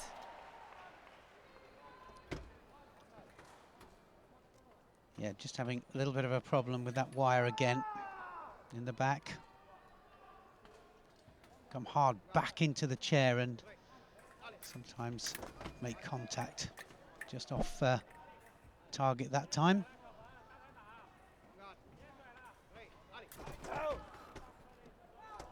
Having a glance at the lights, Osvath there. That's something that, as a fencer, you cannot afford to take your attention away for a millisecond, especially in a sport this quick. I was going to say, I was going to ask you about that because you mentioned that yesterday. Somebody just veering off, just looking at the lights, and then of course leaving the target open. There's not a moment for that, but it's sometimes hard to do if you're pretty certain you've got the hit. It's a natural reaction just to confirm it by glancing at the lights. And in wheelchair fencing, they are always right next to the scoring lights, so it's hard to ignore. But Osvath did have that look early on, was feeling confident he got the hit. Hadn't, but he now stands at 2-0 up over Nalewajek.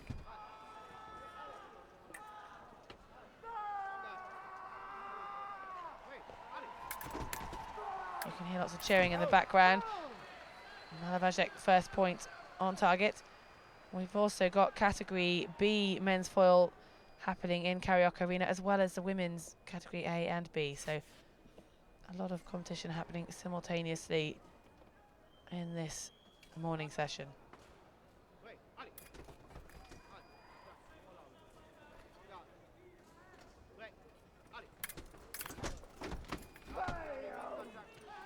Picked up another point, 3-1 Osvath.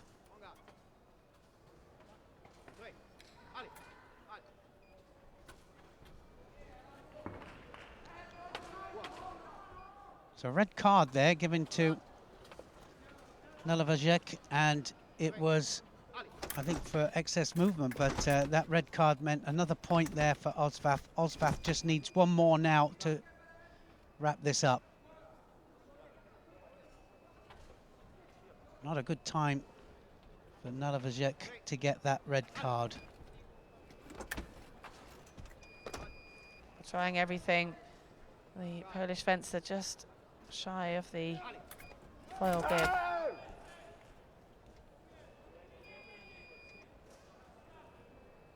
Osvath getting frustrated, wants to get this fight over with. 1 point away from securing another victory, his final bout in this pool for the Hungarian. Currently 2 victories, 2 defeats. Desperate for this final point.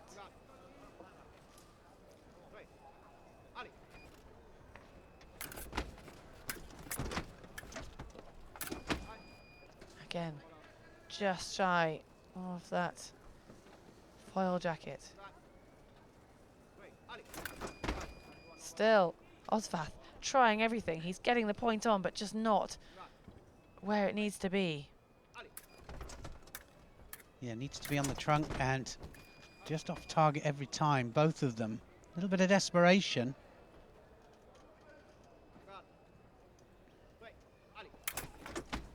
Well, has he pulled one back? The referee opting to go straight to the video analyzer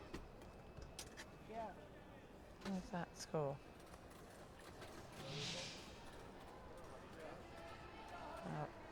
Nalewajek defending Osvath. We're only obviously seeing one angle. So Osvath had his point on, but Nalewajek had the control.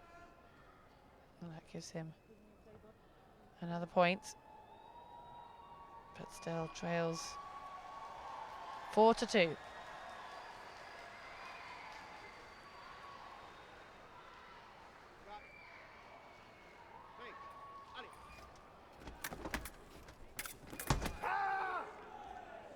And it's a victory for Richard Odsvath. Shakes the hand of Michal Nalavajek.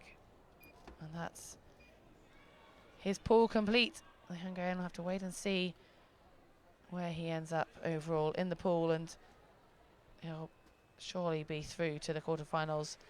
3 victories, 2 defeats in this pool, the way it's looking on the last count. And we'll have to wait and see who his opponent will be. Yeah, right the way under the arm there. Picks up his victory point.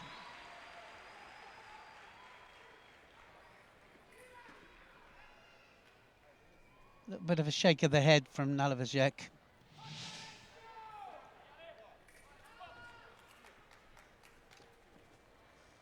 So Nalavajek was out on top, but now just dropping that fight. And it's Yurui, 4 out of 4, who tops things. Richard Odsvath finished his pool, 3 victories out of the 5 bouts. But still a few fights remaining until we have the overall pool standings. Nalavajek stays on.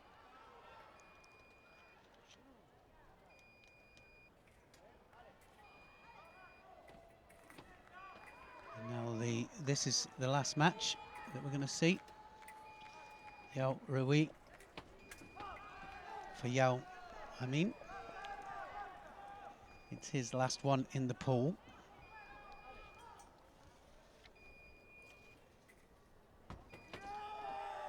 Michal Nalavajek was tied at the top, but he was having only fought 3 of his 5 bouts. He now stands at 3 victories, 1 defeat, whereas Yo, his opponent, stands at 4 all. So this fight could be vital in seeing who tops the overall pool standings for Pool B in this men's Category A foil fencing competition.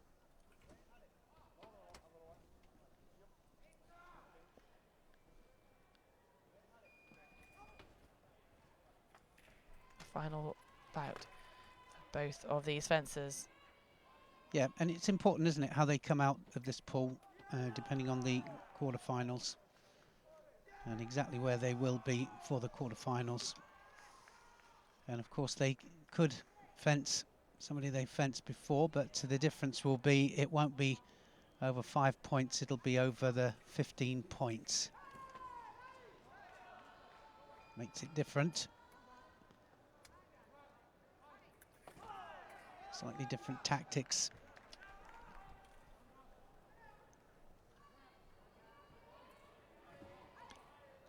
This the final bout for both Nalavajek, who salutes the crowd, and his opponent, Yo, looking calm and collected, waiting for his opponent to come on guard.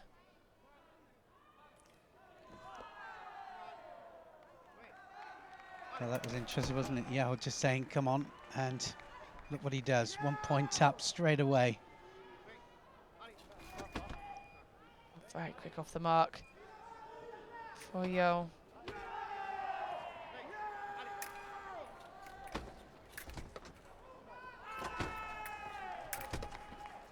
Oh, surely coming way out the chair there. Look to me, Yao.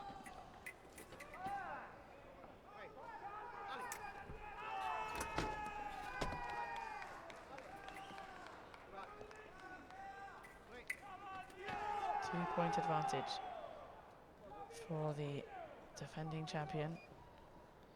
Yeah. But a yellow card awarded. If that is a repeat offence, it will be a point to Nalavajek. And Nalavajek coming back. 1 point separates these two fencers, and this final fence final bout could be vital with the overall standings in the pool. 1 and 2 on the pool sheet at this point.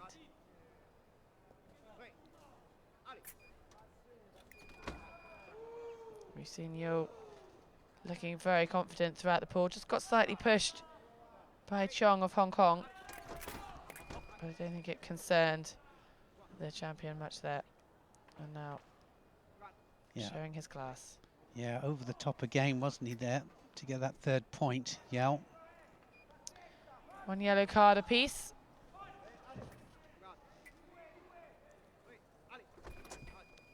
Very quick reactions from Nalavajek, but just getting parried. He's off target. So 1 point away now for Yo Rui. Nalavajek needs something special. He's going to top the overall pool. Yeah, just striking the arm there. Yeah. A little bit of a steam up on the glasses of Nalavajek. Maybe using this moment to just try and compose himself.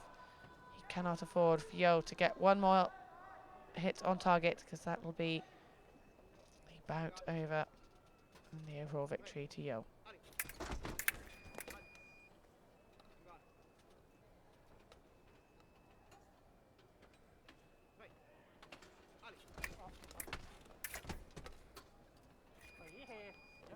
Interesting, Yo probably knew he'd be short, but he wasn't short of target. He actually, well, he thinks he was on target, but the cable had just unplugged on the back of Nalavajek.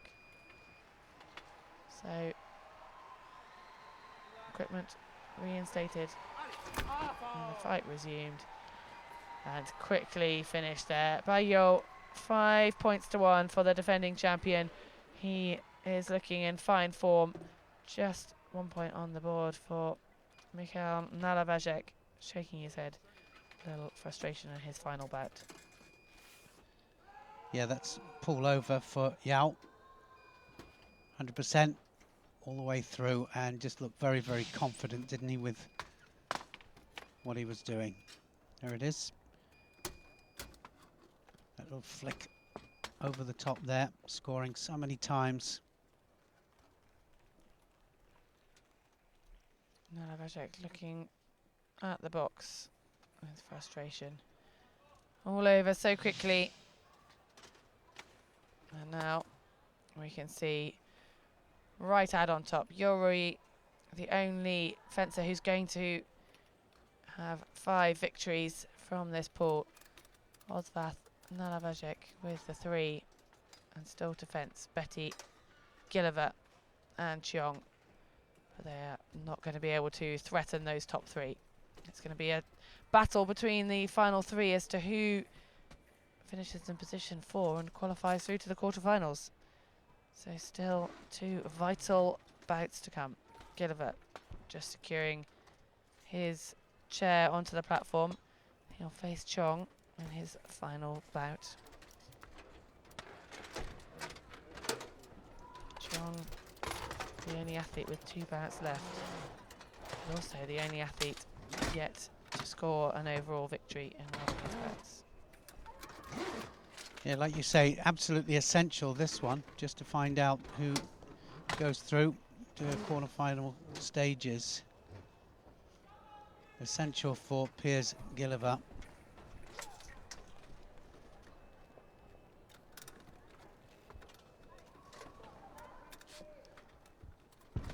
So the penultimate fight of Pool B, men's individual foil category A. Cheong Meng Chai on the left-hand side for Hong Kong.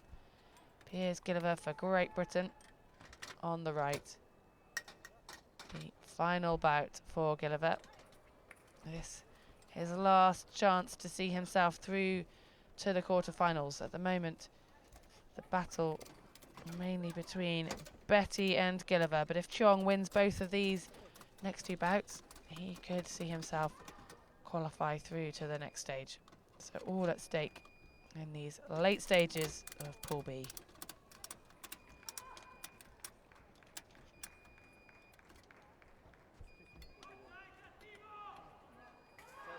Yeah, it is going to make a difference coming out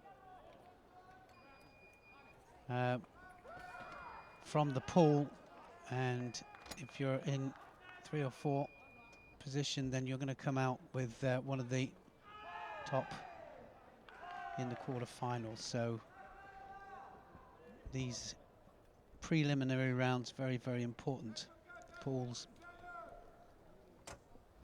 Well, for these athletes at the lower end of the table in their pool, it's just vital to get through to the quarterfinals, and then you have a chance to work your way up through to the medal matches. But it looks as though Betty is the higher placed at the moment. Both Betty and Gilliver, 1 victory apiece, but Gilliver has lost his other 3 fights with just 1, 2, and then 1 point in total.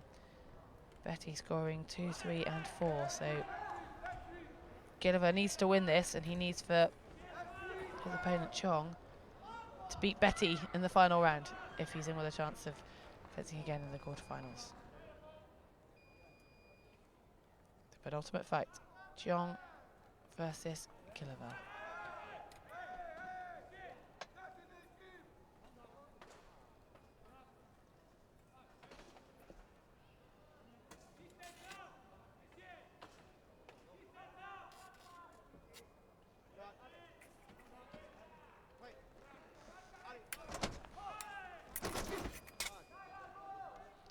Just off target.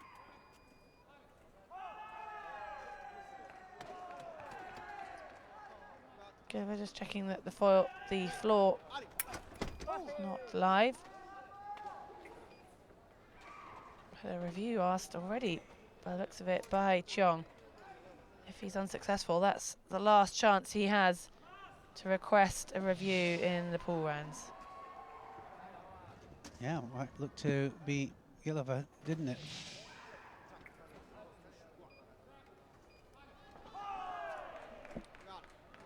Well, successful appeal. He has 1 appeal left, and that was certainly worth doing as the point overturned.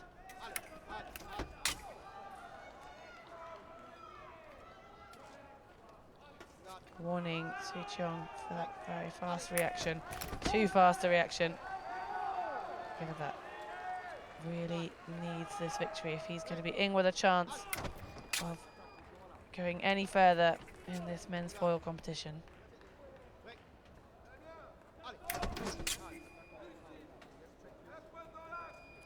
Chong thought he'd been on target. Obviously wasn't. Equipment still working.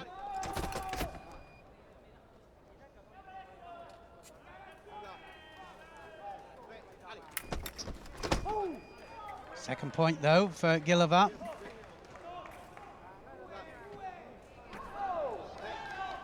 Oh no, concentrating hard.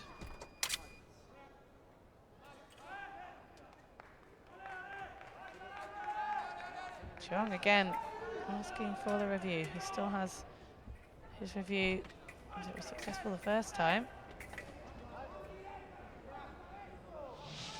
The video analyzer just explaining to the referee what he thinks he saw. It was a missed hit by Gilliver.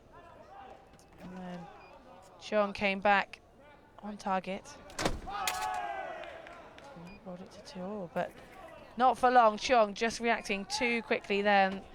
Red card gives a point to the British fencer.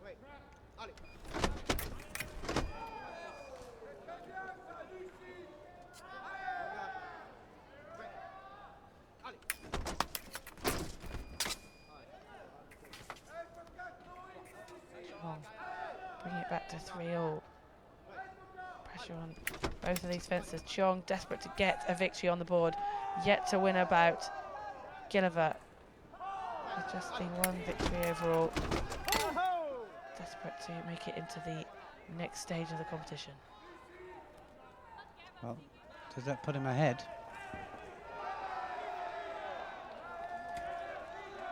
And just the connection cable just coming unclipped from the foil jacket of Gilliver.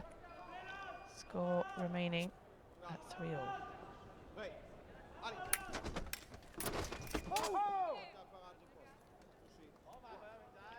Chong leading 4 points to 3.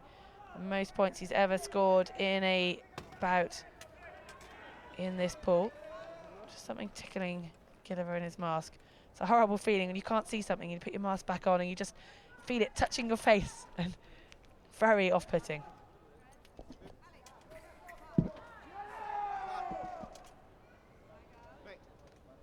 John 1 point away from his first victory. And he gets his first victory in the pools. Cheong Mengchai of Hong Kong. And that means Gilliver's hopes of making it through to the quarterfinals look very slim. Yeah, he'll be very disappointed. He will. Off the back of his silver medal just last night. But credit to Cheong Mengchai. First victory, and now still one bout still to come. Well, Cheong, having been on the table for so long without a victory, could end up seeing himself go through to the quarterfinals. It'll all come down to the final fight, but keeping his hopes alive with those 5 points in that bout.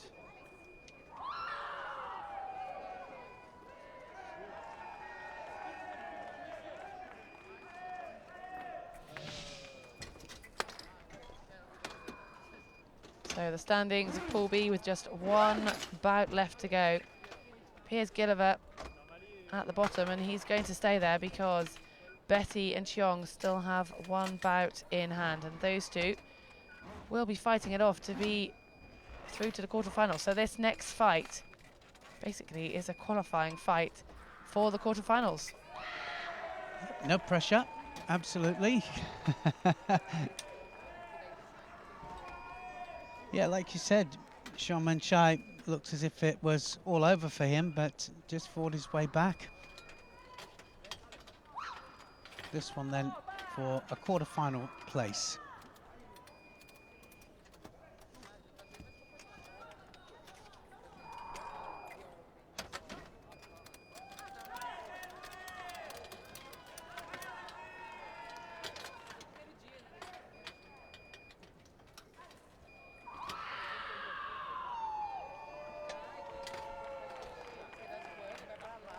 Well, having to be set now, the chair for the left hand of Matteo Betty.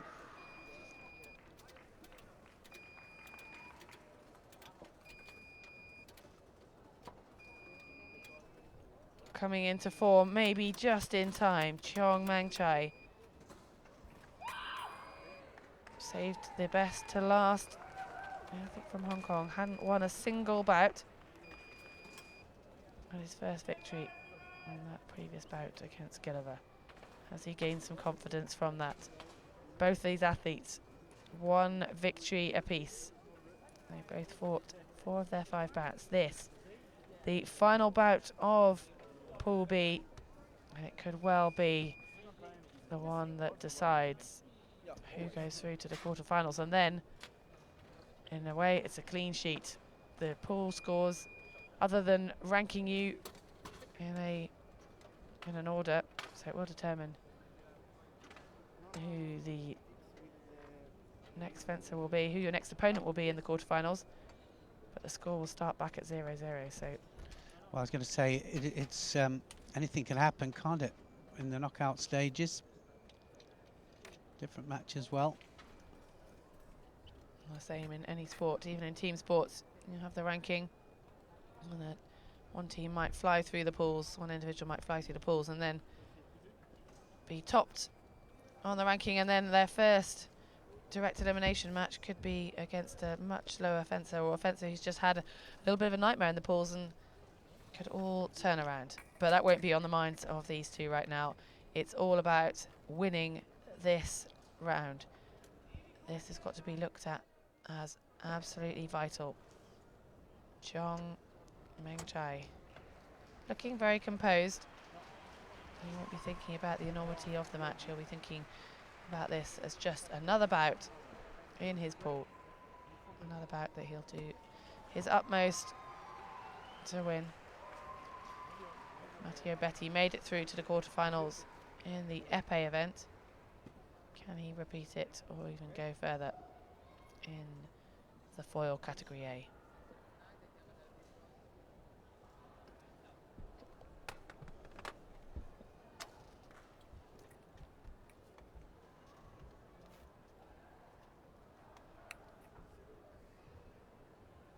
Well, almost ready to go.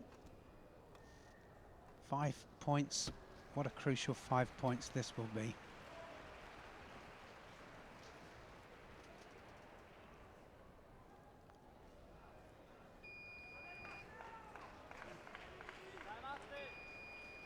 Now checking the foil part of the bib on the mask.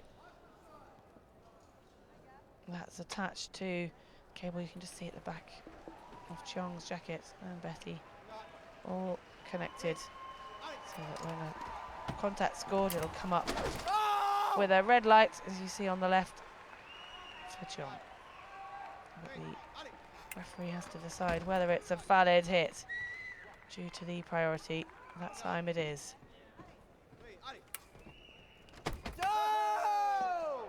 One back for Betty. He's a fighter, Betty.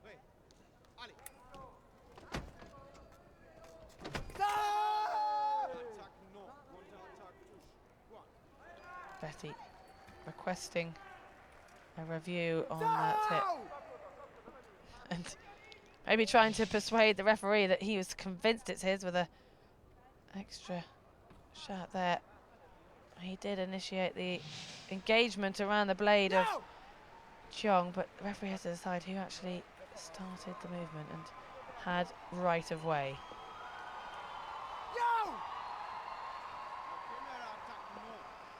Well, he was successful. I was just explaining to Cheong the reason for his decision.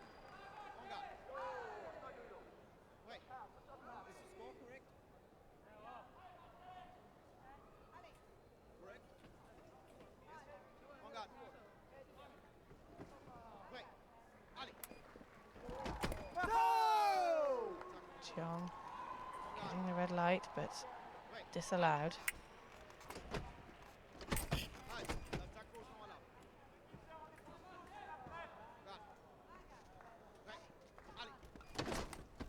You can see how the platform's starting to move to the left of the piece. Betty now 3-1 up.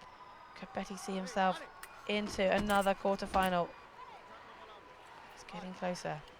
Yeah, they'll have to move them back. They're going to be on the other piece in a minute.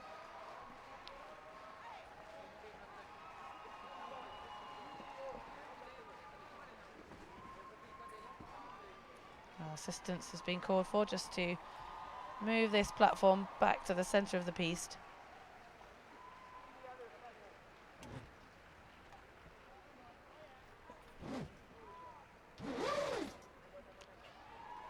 Well, they only have volunteers that are strong. Good thing too.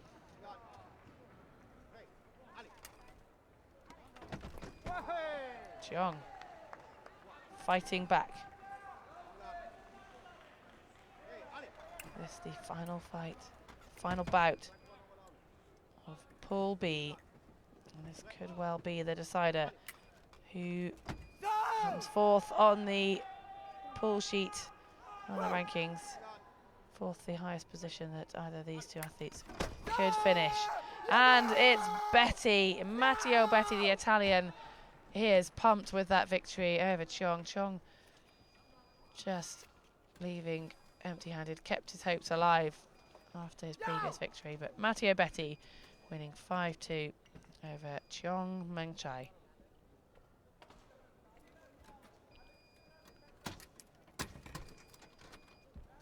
Yep, there's Betty. He'll be through to the quarter-final stages. Very aggressive, Betty. Oh, great point on target over the top of Cheong's blade.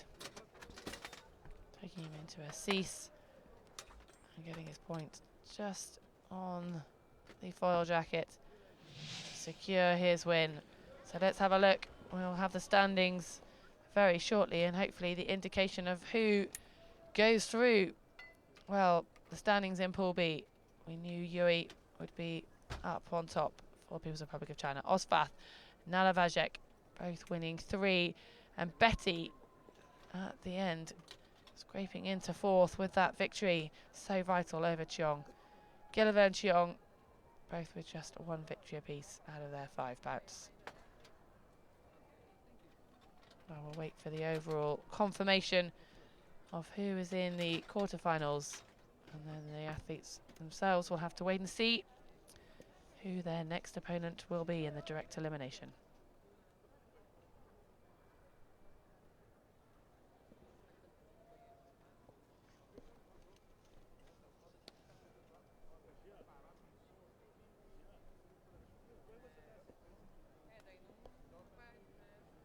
Just less than 20 minutes until we bring you the next event, and that will be the quarterfinal of the women's category A. So stay with us, and we'll be coming to you with that very shortly.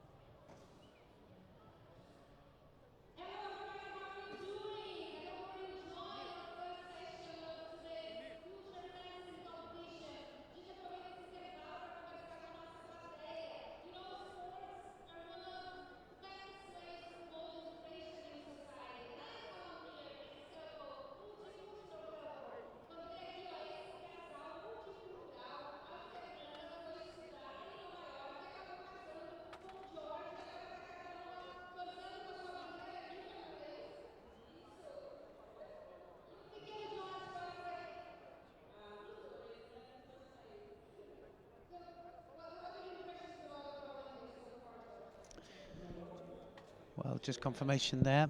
Matteo Betti just gets through to the quarter-final there.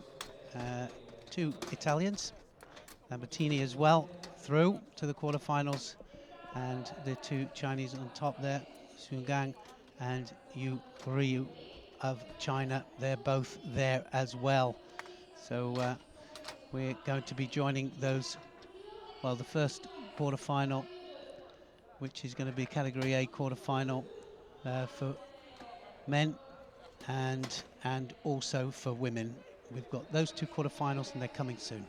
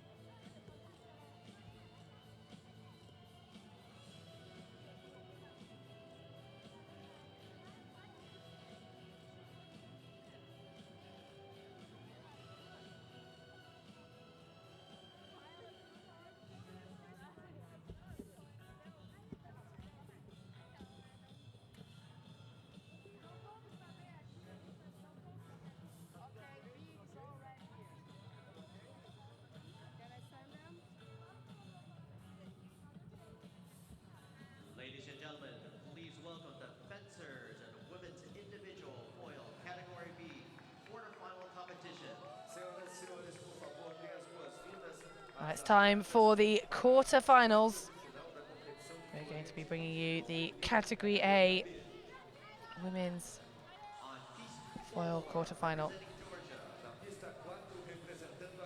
Hong Ying from the People's Republic of China and Andrea Mogos of Italy will be the two athletes fighting it out on Piste 8.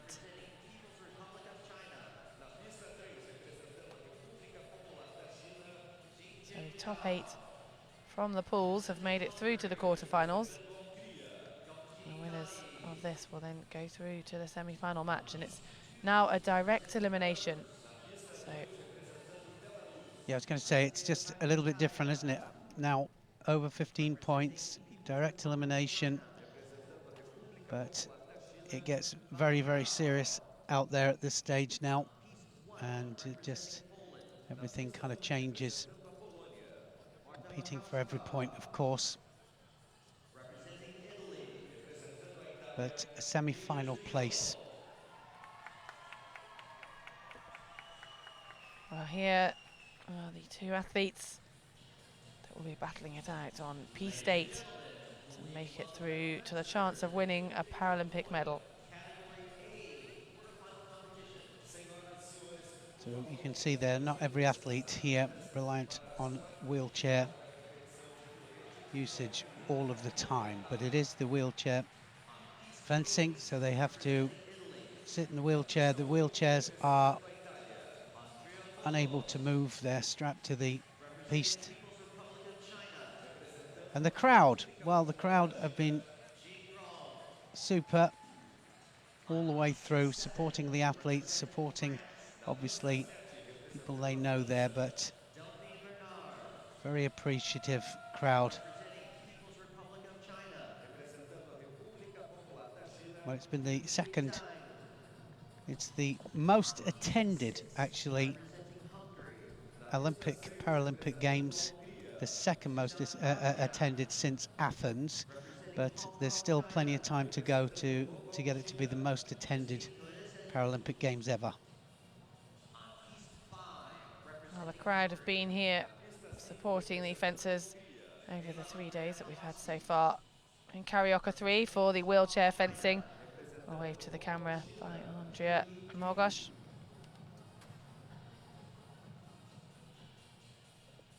And they're in for some more exciting competition today. Proceedings will start now at the quarter-final rounds.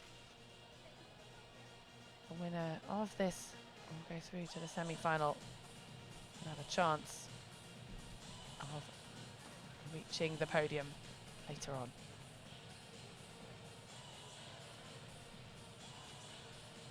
Yeah, the preliminary rounds. Important that they come through those, of course. No chance of competing for the gold medal unless you do that. So this is slightly different because it's over 15 points, first one to 15, or 3 lots of 3 minutes now, because we're into 15 points, and it's whichever comes first. The 3 lots of 3 minutes, 1 minute in between, 1 minute break, gives the coach and the athletes time to confer.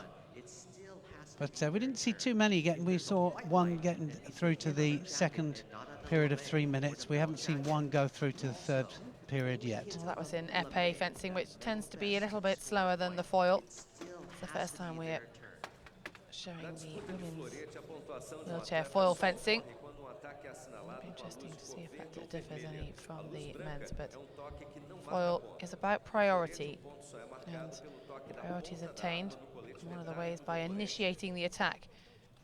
So with that in mind, you'll expect to see these fencers wanting to be the first to start their attack. And the referee, if there's both lights come on simultaneously in foil fencing, only one athlete can receive a point at one time. Rong Jing, People's Republic of China, up against Andrea Mogos of Italy. You said just earlier, we were just talking about it, and the referee just even when two red lights come up, that the referee has sometimes allowed, sometimes not, but the referee's discretion. Well, the referee has to decide. He's got the use of the video analysis. Well, just having a look at Andrea Mogos's results through her pools, and only 2 victories, 3 defeats out of her 5 pool matches that she had. She would have faced wrong. She might have faced wrong. We'll have a look in a moment when we see wrong's pool results. So these 2 made it through the top 4 from each pool. Made it in. So Rong Jing has faced Andrea Mogos. Came out 5-4. So it was a close fight for Rong on her way to this quarter-final. So that's quite interesting that both athletes have already fenced each other, but only to 5 hits. Now this time there's more at stake because the loser will finish here. The winner moves on up through to the semi-finals. And it was Wrong who had that 1-point advantage when they fought to 5 just less than an hour ago.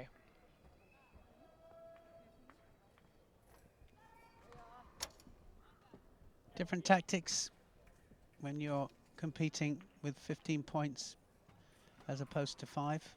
Well, there's much more time for things to change throughout the match, and the first couple of hits not so vital, whereas if you're only fencing to 5 and you're suddenly 3-0 down, it's a little worrying. Over 15, there's plenty of time to turn things around. Let's expect a close and exciting match between the Italian Andrea Mogos on the right-hand side after the green light and Rong Jing of China on the left.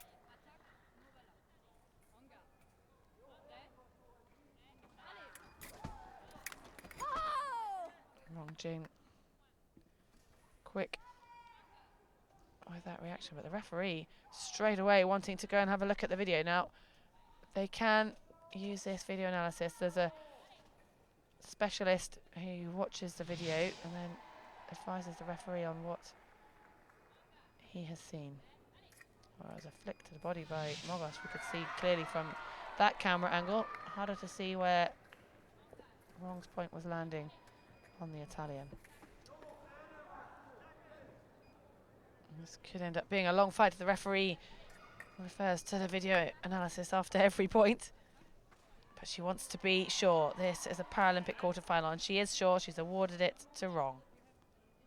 Well, you'd rather them do that, wouldn't you? And just to make sure, rather than just give it and just notch the point up. So I, quite pleased she did that.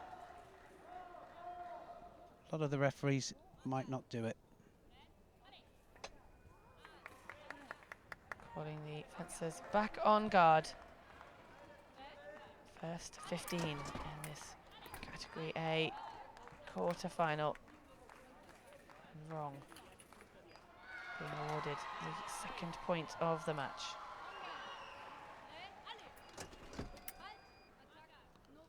Just off target that time.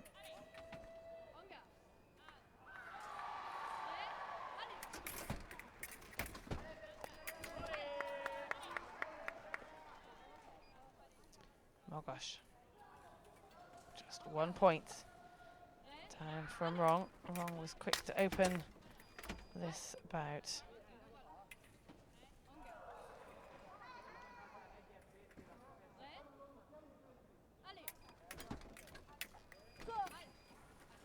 Both fencers off target, both the white lights coming up on the scoreboard. Well, it's just the trunk they're aiming for. And as you explained earlier, it's the foil shaded part of the jacket. Card coming out, shown to Wrong, a little bit too quick to initiate her movement. I want to wait until the referee is called on guard and ready, and then play.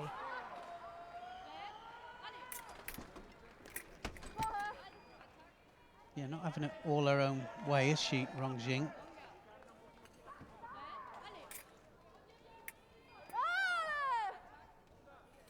That was beautifully taken, wasn't it? 3-1 now. Mogos trying to lean out the way, but coming in now for the attack. The Italian not going to risk making that mistake a second time. Now it looked as though Wrong was the one initiating and making the forward movement. The referee wants to have a second look. We'll see what the referee says. Wrong celebrates the hit. Yeah, second time we've seen the referee do this. She wants to be sure. Italian coach and the Chinese coach both waiting apprehensively for the result of this review.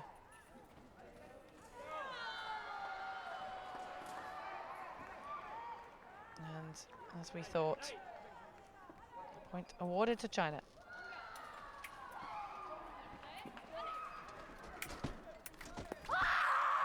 Wow, well into the lead now, 5-1 up.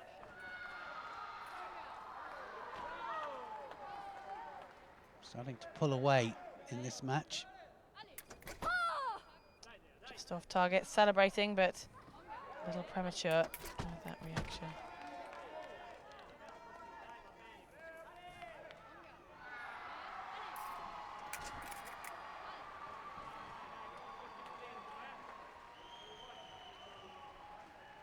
Just having a bit of cramp, by the looks of it, Wrong in her legs.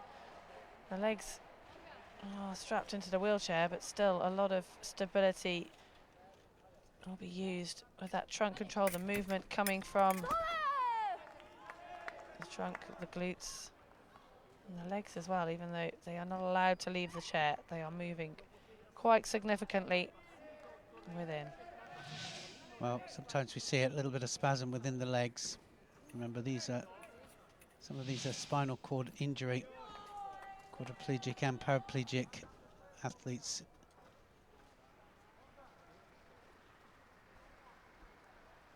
Not letting the tension get to her, Wrong with her mask off, waiting for the referee's decision. Not going to be any points awarded after that.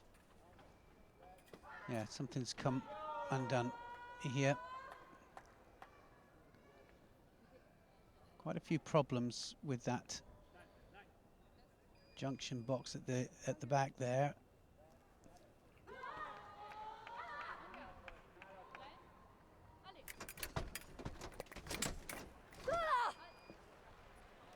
Wrong fighting on 6 points to 1 over Mogos.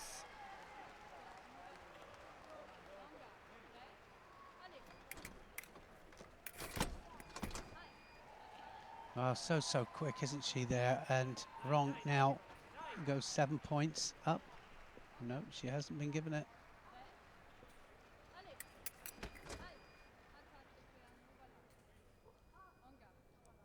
The white lights, no hits on target. Mogos trying to stay out of range of the Chinese athlete, who's still leading 6 to 1. Referee asking defences to sit upright, not having any unfair advantage in the reach before the hit starts. Yeah, we've seen them get the yellow card for that, haven't we? Just the posture not correct at the beginning. Oh gosh. Getting another point, much needed point, added to her score.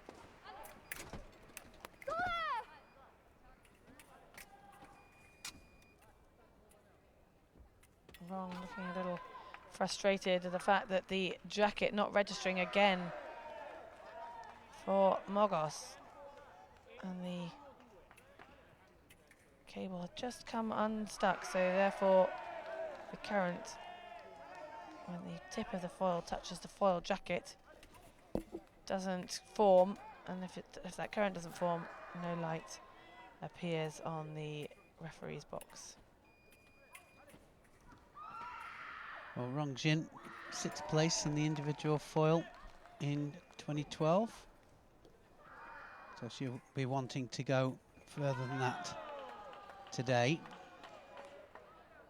Well, Wrong, far more experienced at this top-level competition. Mogos, her first Paralympic Games.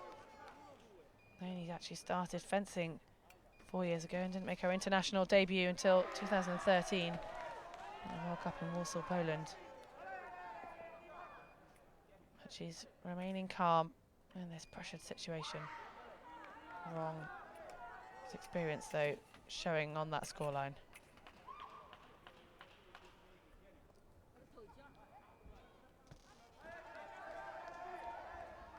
Referees ensuring the foil bib of the mask connected to the circuit.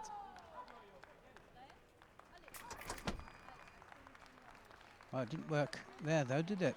Almost. Point for Mogos.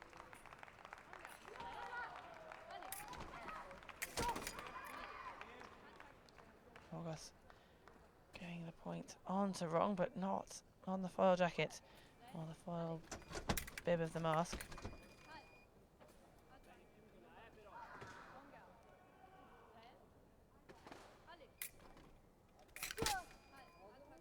Both fences going well off target there. Heading low, far below the foil jackets of the torso. And again, taking each other into octave, defending their target, but dropping the point with it. And Wrong now, kept her arm high, got that point on. Taking a little while for Wrong to get back in her momentum. She was 6-1 up, and Mogos, with the previous 2 hits, looking as though she was getting back in contention, but now the athlete from China on 7-3.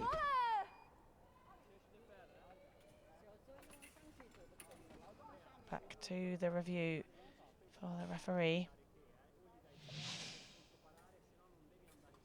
You can see that cart parry by Mogos, trying to prevent Wrong from contacting her foil jacket.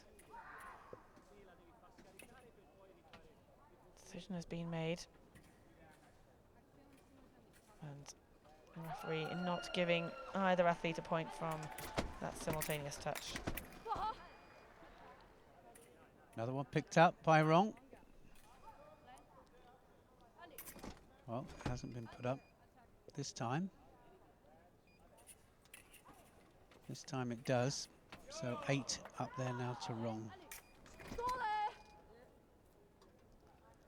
Well, the referee really wanting to check all of these double touches. Yeah, is that normal for the referee to... Well, you could see that Wrong with that, just catching the mask wire of Mogos. Such was the explosive movement, the long reach she had, reaching her back shoulder. A little bit of coaching tip coming from the Italian coach to Andrea Mogos. Coach of Wrong Jing, just waiting for the referee's decision, and it's been awarded to Andrea Mogos. Still 4 points trailing her opponent, though.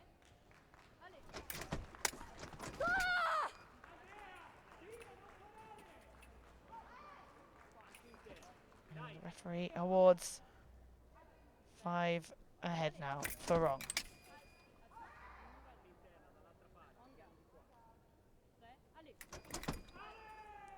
The celebratory arm of Wrong went up into the air, but the referee not influenced by any athlete reaction. I was going to ask if there's any preference either side of the blade that you need to be, or does that not come into it? Well, the inside of the blades, if they're parrying with the inside, that's a cart parry. If they're parrying with the outside, that's a cease parry. octave, as if they're going over the top of their opponent's blade and taking it with the underneath of their own blade. So wrong, suddenly up to 10 points to 4.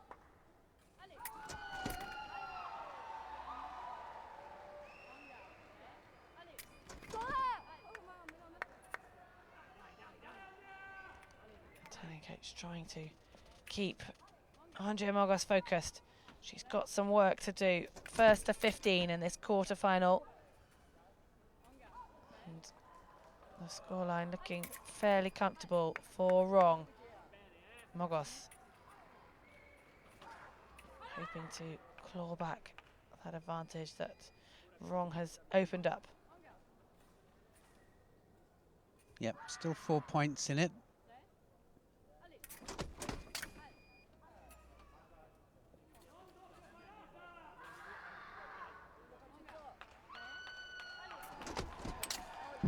Wrong starting to extend her lead now. Mogos needs to do something special. Trailing by 6 points with wrong just 3 away from a slot in the semi-final. Well, there's the red card. She had the warning with the yellow. Body rotation, not sitting straight in her chair at the on-guard moment. So a bonus point to the Italian. Well, like you say, she had the warning, and it does make all the difference, doesn't it? The body positioning. Quick off the mark by wrong. 2 more points.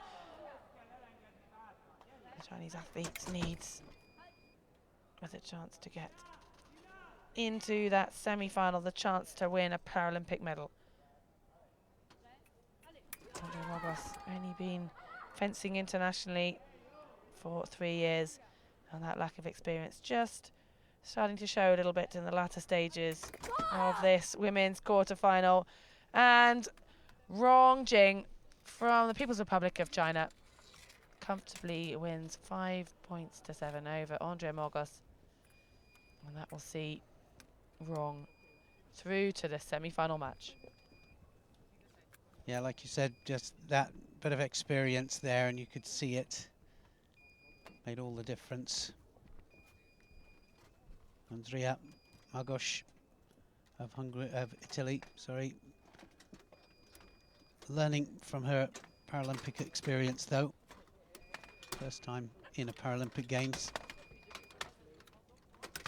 But Rongjing through semi-final match. Well, the athletes will have chance now to have a break, a bite to eat, and it'll be later on in the second session that the semi-finals will commence.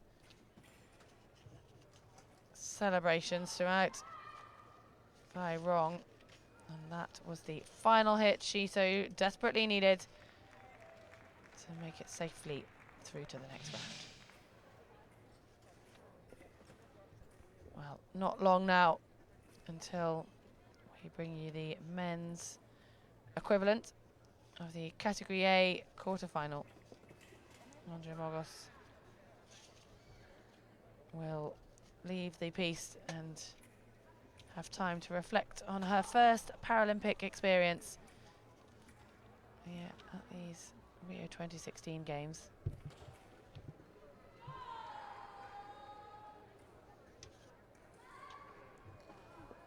Now the favourite, Rong Jing, of the two in that match, made a convincing win, and she probably will be feeling confident after that, moving through to the semi-final. She'll have to wait and see who comes out from the other side of the draw as to who she will face in her next fight. Well, we've still got more semi-final match, well, another semi-final match, should I say, with the men's, and that is going to follow shortly. Quarter-final match, that is, sorry. And that will be between Damien Italian of France and Ryu of the People's Republic of China. So that will be following shortly, so don't go away. More great fencing action still to come.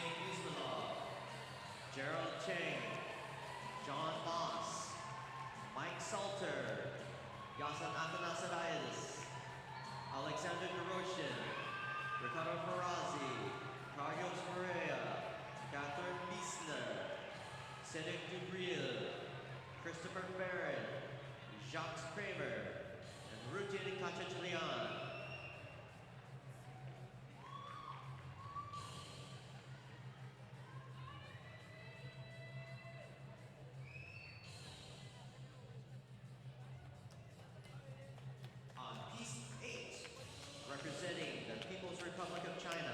Na pista 8, representando a República Popular da China. Rio De Janeiro.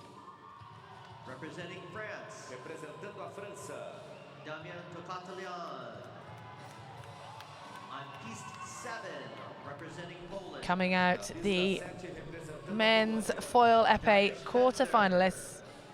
Category A competitors. Matteo Betti. Looking to make it through to the next stage, towards the semi-finals and then the medal matches. Thumbs up from Italy. Some familiar faces from the previous day's fencing. It's the third day of fencing in the Carioca Arena. And lots of these athletes competing in more than one weapon.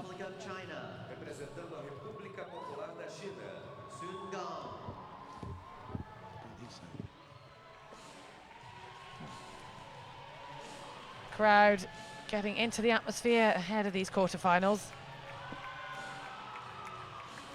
Yeah, they've been a great crowd. They really have. And it's been so incredible. The carnival atmosphere. Everybody just thoroughly enjoying themselves. And the crowd, well, the fencers really appreciating it as well. So here they come then.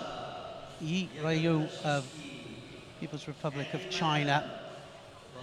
It's going to be our quarter-final match. And Damien Tokatlian of France. Tokatlian got a silver medal in the team open in 2012 in London. And fourth in the individual foil. So just missed out on a medal. But he's against the Paralympic champion here and the world champion as well. So got his work cut out here, Heather. Certainly has. Ye Ruyi on the right-hand side there, close up of the defending champion. See Damien Tokatlian just being introduced to the crowd, shaking hands with the referee, all part of the protocol before the match begins. Representing Italy. Na pista 3, representando a Itália. Marco Cima. These athletes, category A, so don't necessarily require a wheelchair for everyday mobility, but they must remain in their chair throughout the match. Yeah, they have to stay in their chair, and of course, easier said. They have full use of the upper part of the body, and so the momentum built up in that chair is quite incredible. The speed and momentum, sometimes moving the platform with that the chairs sit on, but the chairs obviously can't move.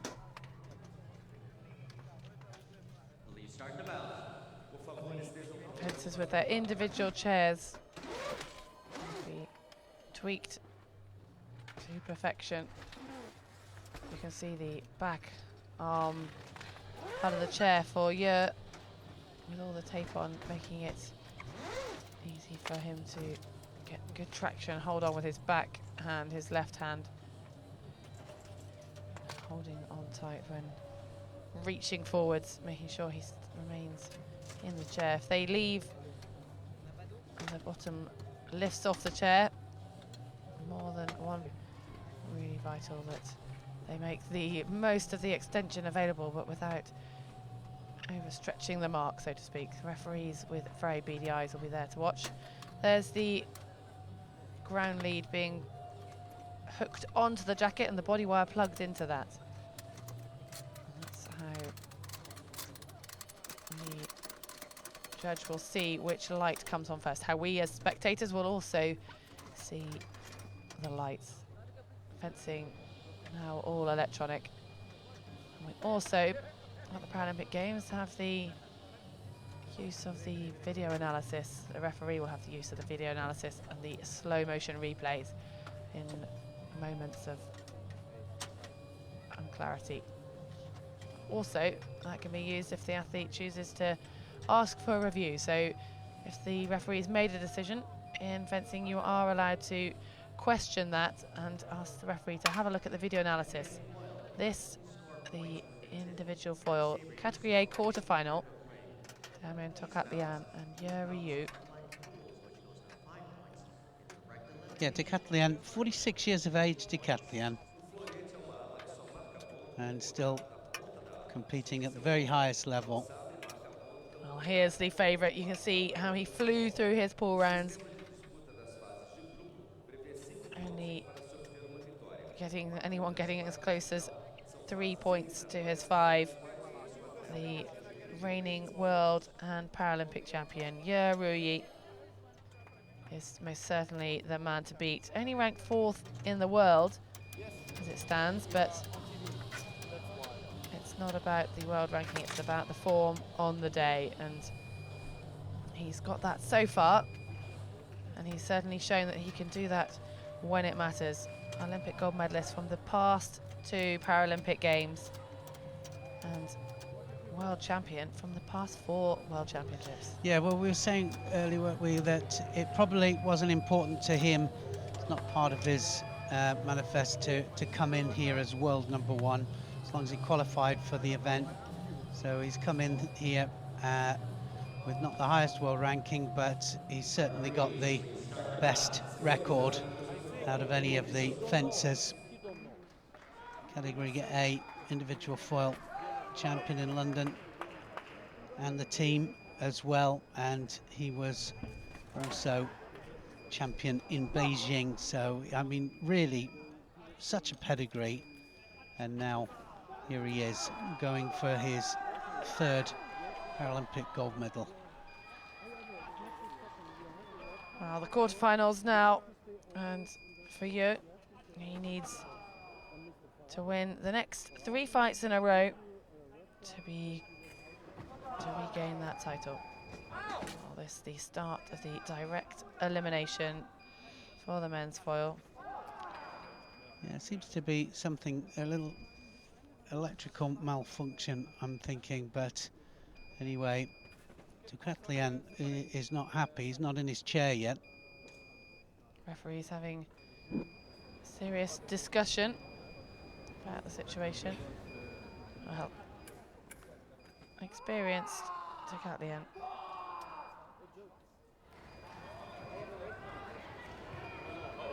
Made his debut 8 years ago in Lonato in Italy.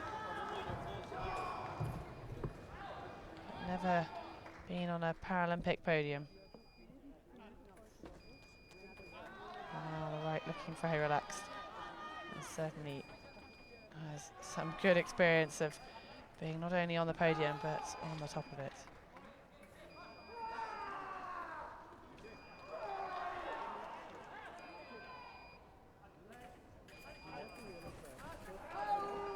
Well, it's not just for athletes with spinal cord injury, it's for athletes with lower limb amputations as well. And also cerebral palsy and other physical disabilities which require the use of a wheelchair.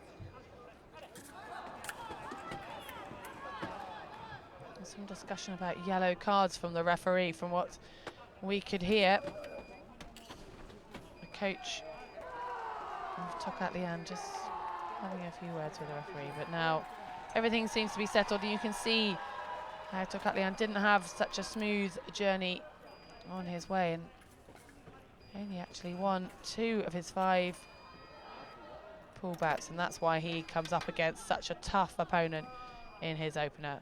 So once they're through to the quarterfinals, the top 8, top 4 from either pool are then seeded, and this will be almost probably number 1 against number 8.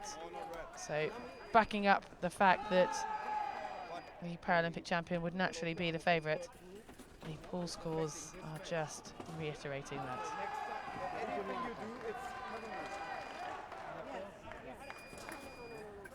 Well, still heavy discussion going on.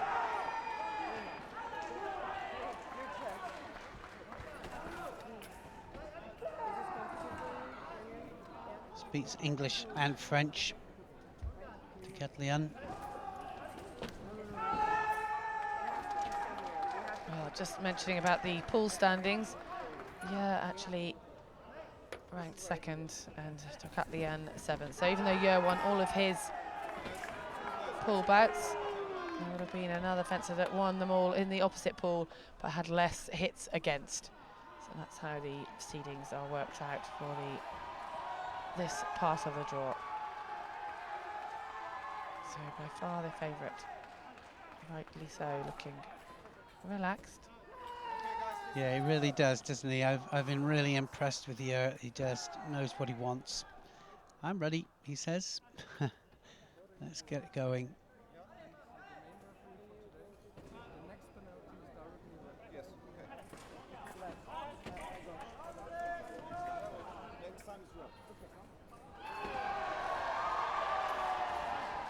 One of the referees, Juliana Vogt from Canada, just making sure the athletes maintain the upright posture before measuring the distance between the 2 platforms.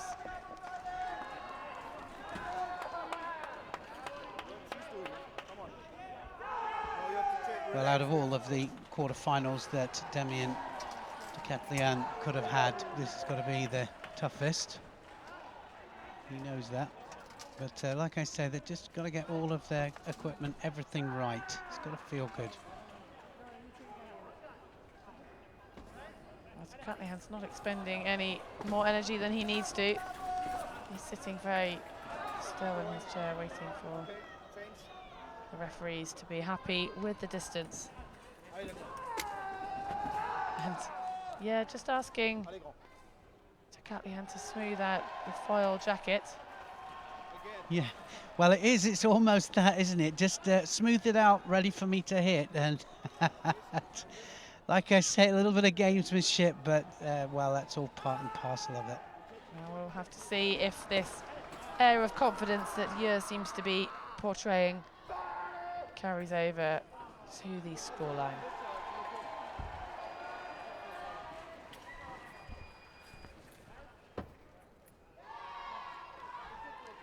Referees taking up position, and we'll be watching very astutely as to the movement from their assigned fencer.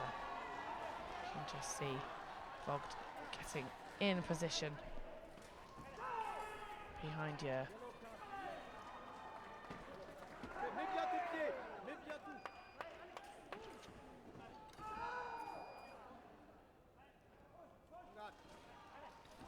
Well, here we go. First to 15 will make it through to the semi-finals. Decathlon quick off the mark. The first hit on the scoreboard. Oh. Straight away, second point up there to Decathlon.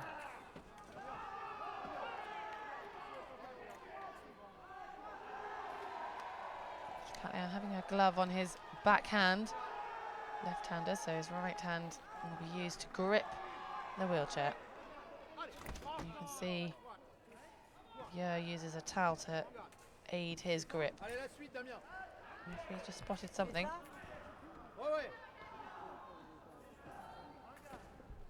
Just asking Decathlon to keep his body straight in the chair for the on-guard moment.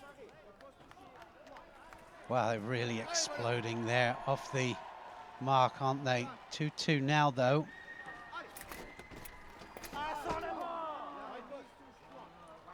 Decathlon back in the lead.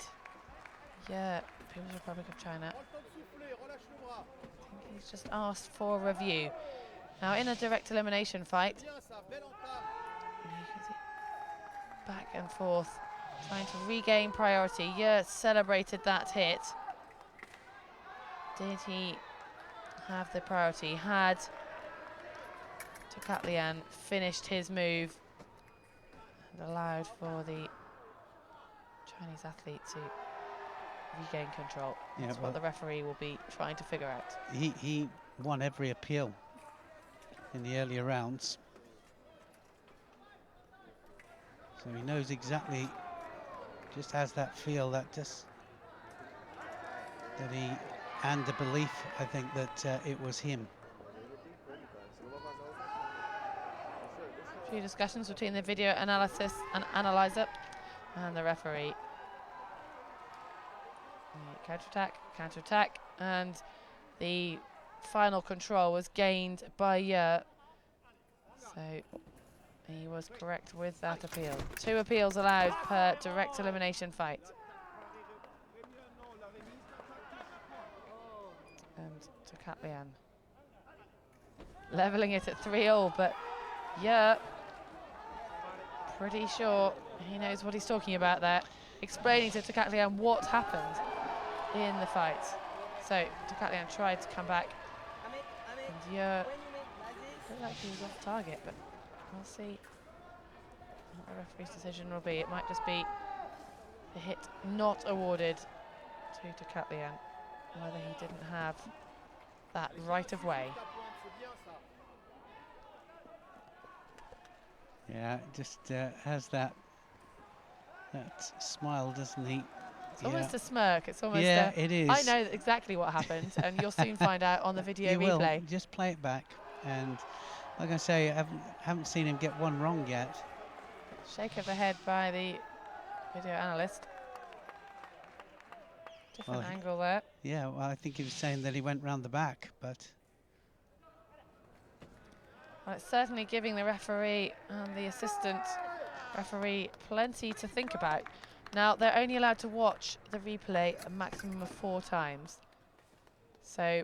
And then they've got to make the decision? Yeah, after four views, and it can be in slow motion, it can be in real time. It's the choice of the referee. Well, and the longer it waits, yeah, I might be starting to wonder if maybe this time he's not spot on. But the referee really taking his time to make the decision. And the final call, no changes made. Oh no, sorry, the point taken away from Tokatlian. Yeah, really does know the game. He really does. Yeah, Ryu. Just one step ahead. And he's 1 point ahead at the early part of this fight. No hit given to either fencer.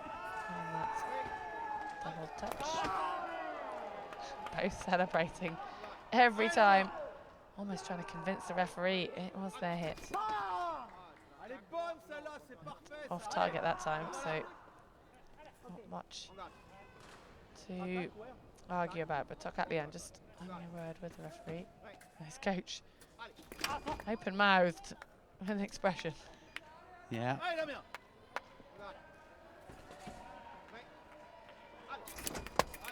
Wow, attack, counter-attack. Some brilliant stuff. This is intriguing.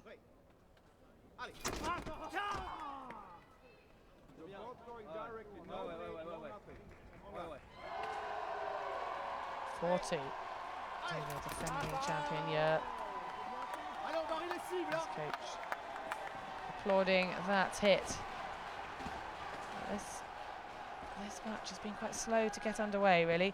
Lots of pauses, lots of reviews. And quite a few hits off target.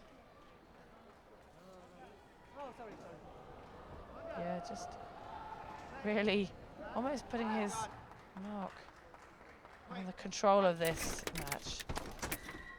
I'm trying to. Points to the referee, tells the referee what the action was. Now the assistant referee also talking.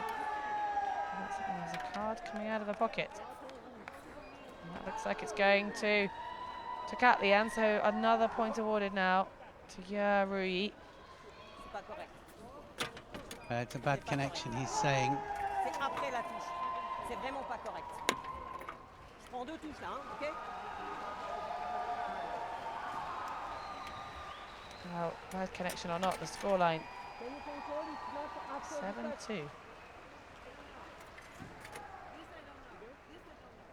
Now, was that a request of a review? I think it was. And by the position of Damien Tokatlian, he is going to wait quite happily. Saying a bad connection, but doesn't look. Oh, his point did touch, but whether that was after the point of on the target, the referees will get different angles of that hit. It could again be a bit of a wait for him Yeah, to come up with the conclusion. not so happy there, is he? Just some gamesmanship going on as well, I think.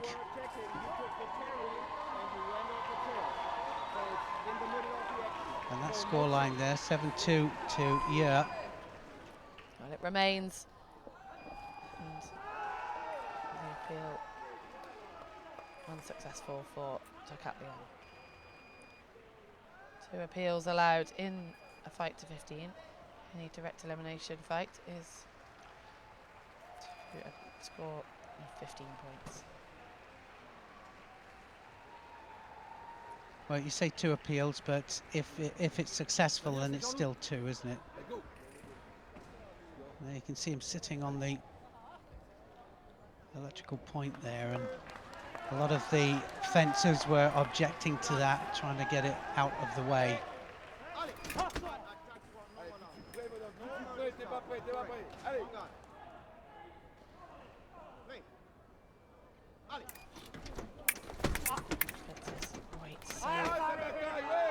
On the edge of their seats, literally, for the call of Ale.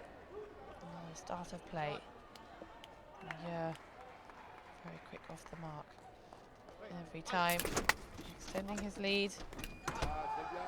Yeah, the lower ranked of these 2 by some considerable margin. Trails by 5 points. Yeah, managed to pull one back there.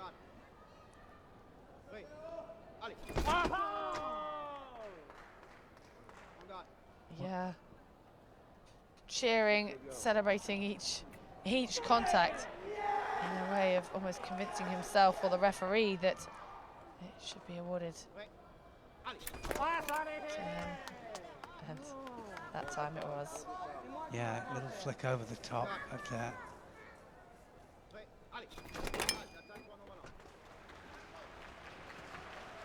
Literally going on the 8.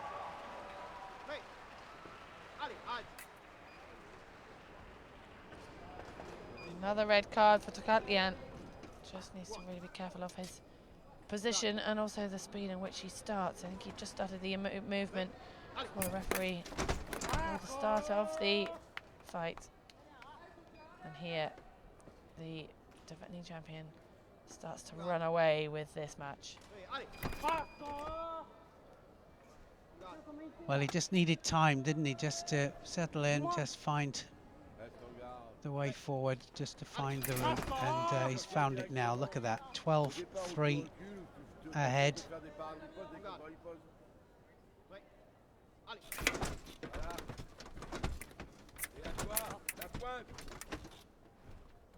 Well, you can see how they're coming out of that chair. Look at that.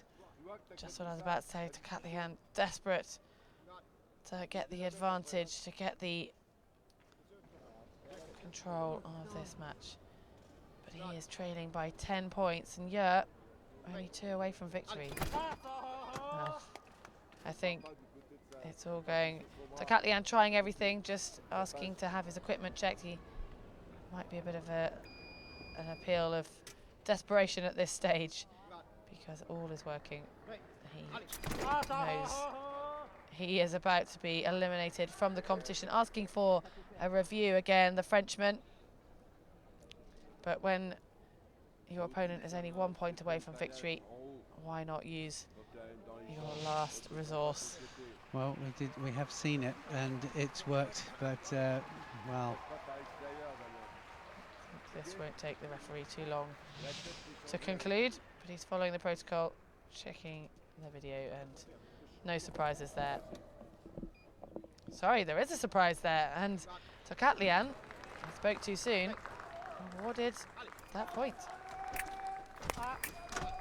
Very worthy review it was, because now Tokatlian has just crept back by 2.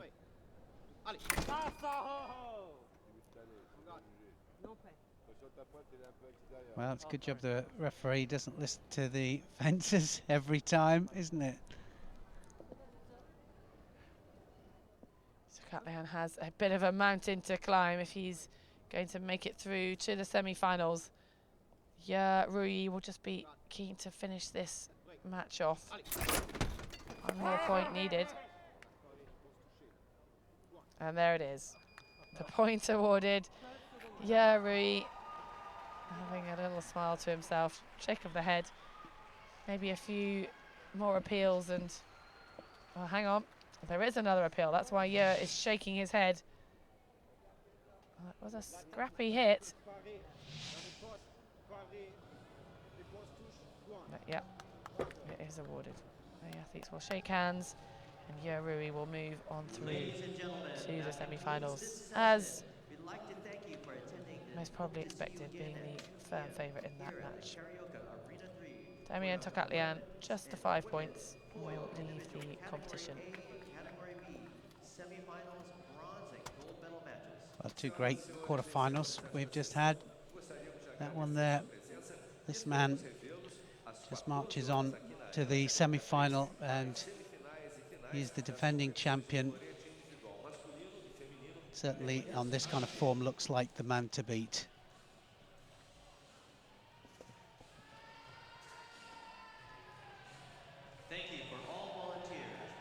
Or maybe a few more tricky decisions than Yer would have hoped for. But Tokatlian was not going to go without a fight. Ladies and gentlemen, we would like to remind you when leaving your seat and exiting the venue, please take unwanted items with you and place them in the Now the Frenchman Thank you. gave it everything. The less experienced of the two. Picked to be back for more action. He does have the team event still to come.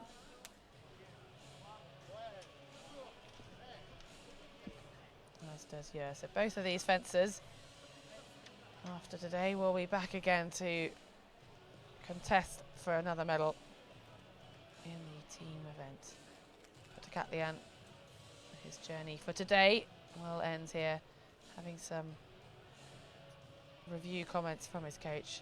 But this man Yer will certainly not be thinking about the team at the moment as he goes on to refocus ahead of his semi-final match. Tokatlian will head back to recover from today's competition. So, going through to the semi-finals, Yer will face Penda of Poland, and on the other side of the draw, one of his compatriots, Sun, will be up against Hungary's Ozvath. Could we end up with it all China final on the form that we just saw from Yer? We would well expect to see him making it all the way through to that final round.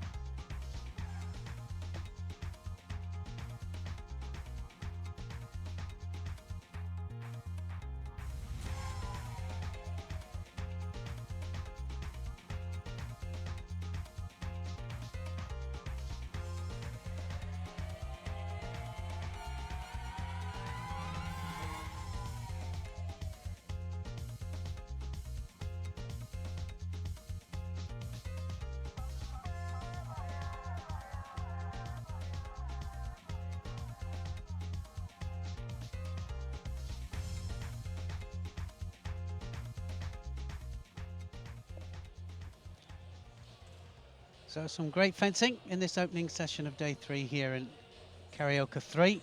Semi-finals and medal matches still to come, and they're going to come a little bit later. So join us then for more great fencing. Till then, goodbye for now.